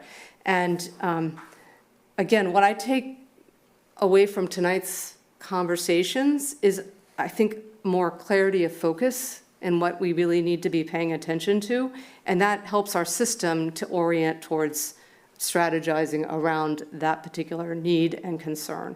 And to do these things, we want to make sure that our staff and students feel supported by us at all times. And if I just take the example, and I don't want to go without saying this either, because what we also have heard from our community is the rising level of anti-Semitism that we're seeing in our community and in the world at large. We acknowledge that. We call that out explicitly, and I use that as an example to say, how do we use our system as it is currently configured to help support our teachers and staff and students to better understand the impact of something like anti-Semitism? We don't just close our schools and focus solely on that for a day. We take our system and say, where does this fit so it makes sense in terms of how do we define anti-Semitism? What does that look like in a school setting? What should our staff be prepared to notice and understand and intervene about? And then reminders to staff, what are those levels of intervention? What should you be doing? What is your responsibility? What does an investigation look like? What are outcomes and what do they look like? And they have to be connected to the system in ways that are meaningful for staff and provide them with the tools that they need and are digestible within the formats that we have to provide that information, and again, in the context of the work that we do. So it provides us opportunities for learning that is necessary and needed, and also to reinforce the procedures and processes in our system that help to stop that behavior, intervene, and investigate when things happen. And again, I go back to, at the end of the day, we want to think about the focus on how we teach children to be good citizens, to be good friends, to be kind to one another, and maximize that work in our classrooms. Again, this building, when we talk about building belonging, it has meaning to us. Sometimes I feel like it feels like people think it's watered down, but there's intentionality to what we mean when we talk about building belonging, and it's intended to be an effort to build community with our peers, with our staff, so that these are safe places to learn, where students feel valued and respected for their own identities as they walk through their door, and that we have the same amount of hope for each and every one of our students for their future. So again, I gave some examples of the ways we can do this work. We've established, and this is going to take some examples and a starting point and not an ending point tonight. I made reference to work that we can do to equip our teachers and staff to respond to incidents, for example, of anti-Semitism and hateful speech. And that work, I'm sorry, I just lost my notes. Just because this was supposed to be more of a list, I want to make sure I have it in front of me. So we are partnering with the Jewish Community Relations Council, with the Anti-Defamation League, with the, ideally also with the NAACP to offer training opportunities to better equip our staff and for them to understand, identify, and respond to hate speech and support student learning and growth around complex topics. In terms of data collection, for example, we know that that's been a question mark of how do we collect data, how do we report out data. We've talked about some of that data tonight, but as it relates to behavior data and incidents that occur in our schools, we've talked about a new system. We're building in additional identifiers within those systems so that we can better track data by incident, type of incident, and have metrics for reporting out publicly about what are those incidents, what types of incidents are happening in our schools, what the rate is, and so we're making changes to our system to allow better reporting to the board and public. We are intending to reestablish where we may have just lapsed for a year or two our no place for hate designations through the Anti-Defamation League at all of our schools. That's a specific program connected to activities and resources that schools need to move through in order to achieve that designation. So we are looking to re-expand those efforts at all of our schools. We talked about student opportunities for learning. Some of those are connected with the Weitzman. We can talk a little bit about that this evening. Those are some examples of the work that is ongoing currently. Bigger picture, not bigger picture work, but work that has been ongoing and is, as many have shared this evening, when we talk about work around gaps, we have articulated through an equity policy and administrative regulation goals around that work. And I think we've always said that is an area that we need to continue to review and think through and ask ourselves, are these the right goals, and are these the right measures, and are these the right resources that we're earmarking towards those goals and measurements? So I shared at the Equity and Anti-Racism Committee meeting last week some examples of where we've used those goals, identified those goals, and ways in which we've advanced the work under those goals, and we were in ways in which we can measure that. So there's ongoing work that I'd like to say this is a continuation of the conversation that needs to continue, and we will commit, as an administrative team to bringing back information to the board at the committee level, at the public level, and also invite community members as another opportunity to engage in this work is our CARE committee that meets monthly, and we've talked, our intent this month is to look more specifically at the data.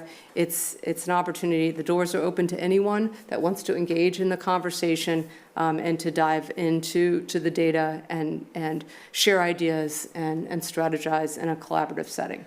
So that is one opportunity for anyone in the community to be a part of the conversation, but not the end of the conversation. Thank you so much. That was really well put. I think we've had a big opportunity to say a lot, unless anybody is absolutely burning with something to say. Is it urgent or? Well, I would just like to say that, as I think we've challenged before about ways to take proactive steps to address the achievement gap, I think for the next board meeting that we have, it would be really helpful to see, a plan of proactive steps. A lot of that was reactionary, but what proactive steps the administration is taking to address the rise in anti-Semitism and the issues that have happened to the school. And I think that would be helpful, on that point for the next meeting, if possible. Great. Do we have any public comment on this or any other topic that we wanted to hear? Okay, you can come on up. Can I just add in while they're walking to make the CARE meeting is December 18th from 4 to 5:30 in the library at Lower Merion High School. I can be loud enough so that she can just stay. We have to, it's for the recording that it doesn't pick you up unless you have the microphone. That's why we're always very diligent about using it. You're fine. Just as a reminder, Oh, thank you. full name and neighborhood in the district. Holly Salzberg, Wynwood, kids both at Penn Wyn. And I just wanted to say thank you, Jason, because that would be amazing if you guys could focus on anti-Semitism, training, education, the rise of, just that. Everything else matters, but just a time to focus on that. So thank you for bringing it up. All these things need to be talked about, absolutely, but I really appreciate you speaking up and saying something about it, because it is on the rise, and people don't report it, and that's their choice. And we're working on using our voices, because our voices matter. And you can't do anything if you don't know about it. But things do happen, and people do know about it. But when it's not reported, then people don't have to talk about it. So, on behalf of myself, thank you, because I know it would be really appreciated by me and many other people. That's it. Thank you. Nigeria James, Wynwood. I wanted to come up because as much as I understand the need to talk about and teach about anti-Semitism, as an African American in this district, it does not say to me that I matter, that my kids mattered, because when we experienced those things, we were not met with this level of empathy and commitment to make sure everyone understood our story. We have a hard time in this country having people understand what took place for us, our history. And we have not had anyone be so committed to telling our story so that everyone would understand U.S. history. And so as much as you want to share and have everyone understand about anti-Semitism, there are other faiths, religions, and the like in the district, some who are also at the other end of an insult, that they also need their story to be told as well. So if we're going to educate on one, we need to educate on all. And I find it to be very unfair, despite the current events, and that's very unfortunate, but the history is there for Black people.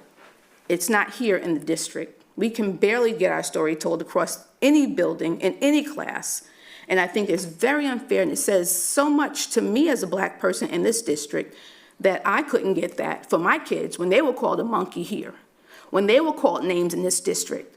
And other students here in the district have felt the same racism, and yet we didn't get a program, or we didn't get that type of education. We can't even get the history to speak about our experience here. So as much as I want to say I support that, I must ask, what happens for everyone else? Where is the equity in that? Where is everyone else's story going to be told? And that's where I have the biggest problem. Not that this isn't good, isn't important, but so is my story. And so are my kids. They matter too. And I want you all to know that Black history is here in this U.S. country. We cannot get it in the books. We cannot get it to be discussed in the classroom.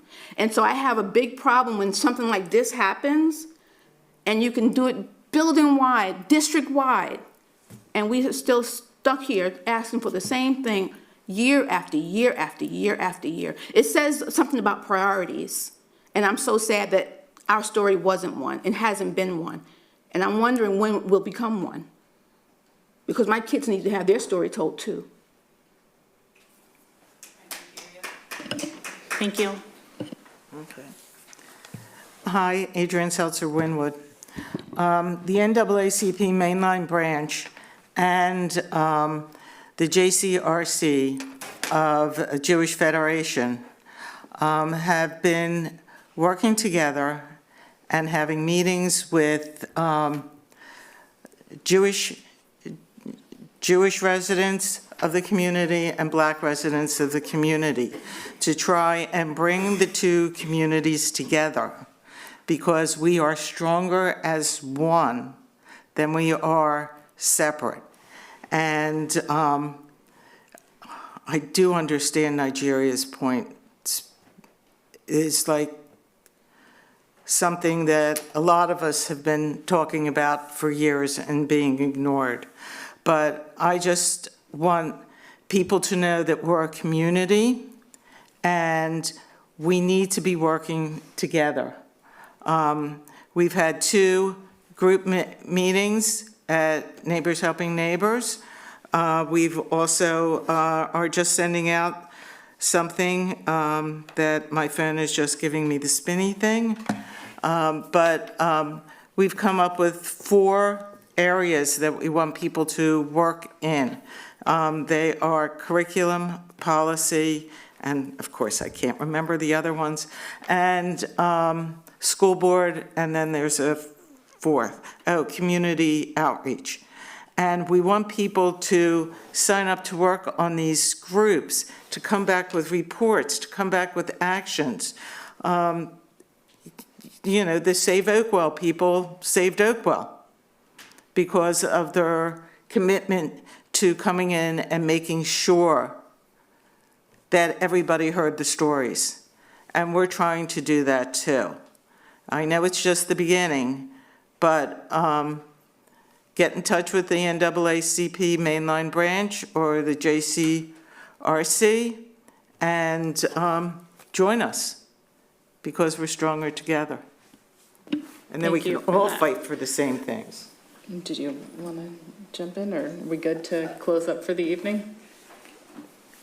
Oh, you have some comments? Okay, we'll let Amy go. Yeah.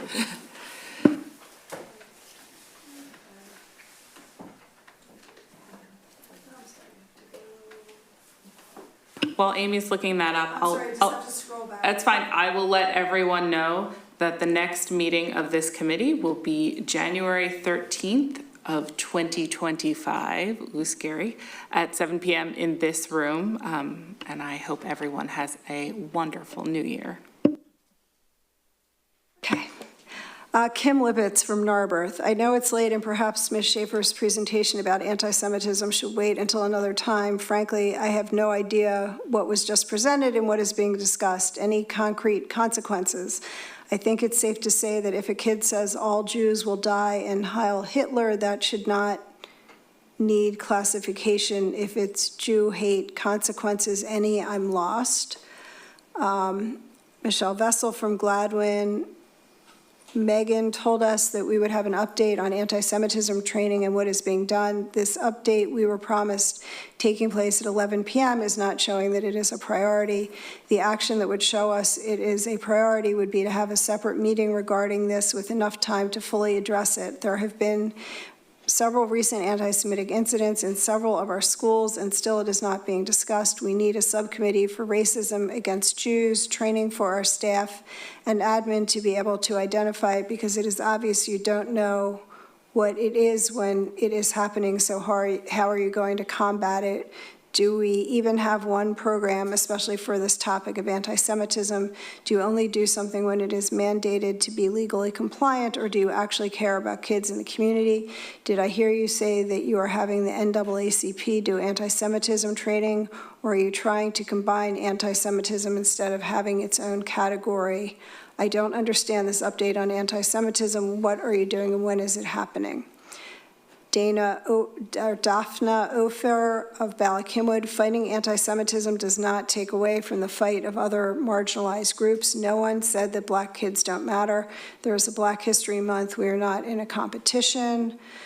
Michelle Vessel of Gladwin, Nigeria, this is not Jew versus Black issue. We have many programs for your community and none for anti-Semitism, but thank you so much for your support. No Jewish history, no Holocaust education, no Middle East history, but we do have a state-mandated Black history in our curriculum. If the group of people Megan is suggesting to work with agree with what this woman, Nigeria, stated, as Adrian has just agreed with her, then it is worthless. And that is the completion of the comments. Okay, I'm going to step in here just a minute. I know it's late and we're going to wrap up really quick. Staff, you can leave. You have to wake up a ridiculous early time. I do think we need to come back to this and have a conversation at the next committee meeting, because there is a much more extensive plan around anti-Semitism training that the board needs to review and have a discussion on in a public meeting. But there also is extensive work that the team is doing around engaging in conversations and dialogue to keep our kids safe with organizations like facinghistory.org, which many parents and many community members shared with us. So the team made connections to them as well. I think the key to this is kind of all-fold is how do we do this as a full, diverse, and beautifully culturally advanced community? How do we come together and look at each other and our different and special identities and use each other to strengthen and support? We are a special community, and we can do this, but we need supports and tools for our teachers and our staff, because it is really trying times. The other side of that too is that we really need to engage this in a larger community conversation, and we need to do this work deeply. So the extended kind of detailed plan will be presented to the board at the next meeting with all the pieces, and then we will be able to ask questions and dig in further. But this is not something that we want to do as a binary, but something we want to do as a culturally needed tool for all of us. It's difficult for our kids. And why it's so unbelievably important to connect this to the data is because none of our kids can learn, and we can't close achievement gaps until all of our kids feel safe, supported, and have trusted people in their lives. So that means we need to look at this, not just how kids treat each other, but how our parents treat each other, how our neighbors treat each other, and the diversity of our school system, both on a leadership level, on a board level, and on a teacher level. This all has to be done in a full and advanced way. We will begin this work and diving into it deeply at the next meeting, but we will need you to come with your ideas about how all of you that are still awake with us are ready to dive in doing this work. So this is a full, entire systems work, not just the job of 2 or 3 people up here, but the job of all of us. It is our responsibility to make sure it gets done though. So that's it. Thank you for that. And I am going to say good evening. This meeting is adjourned.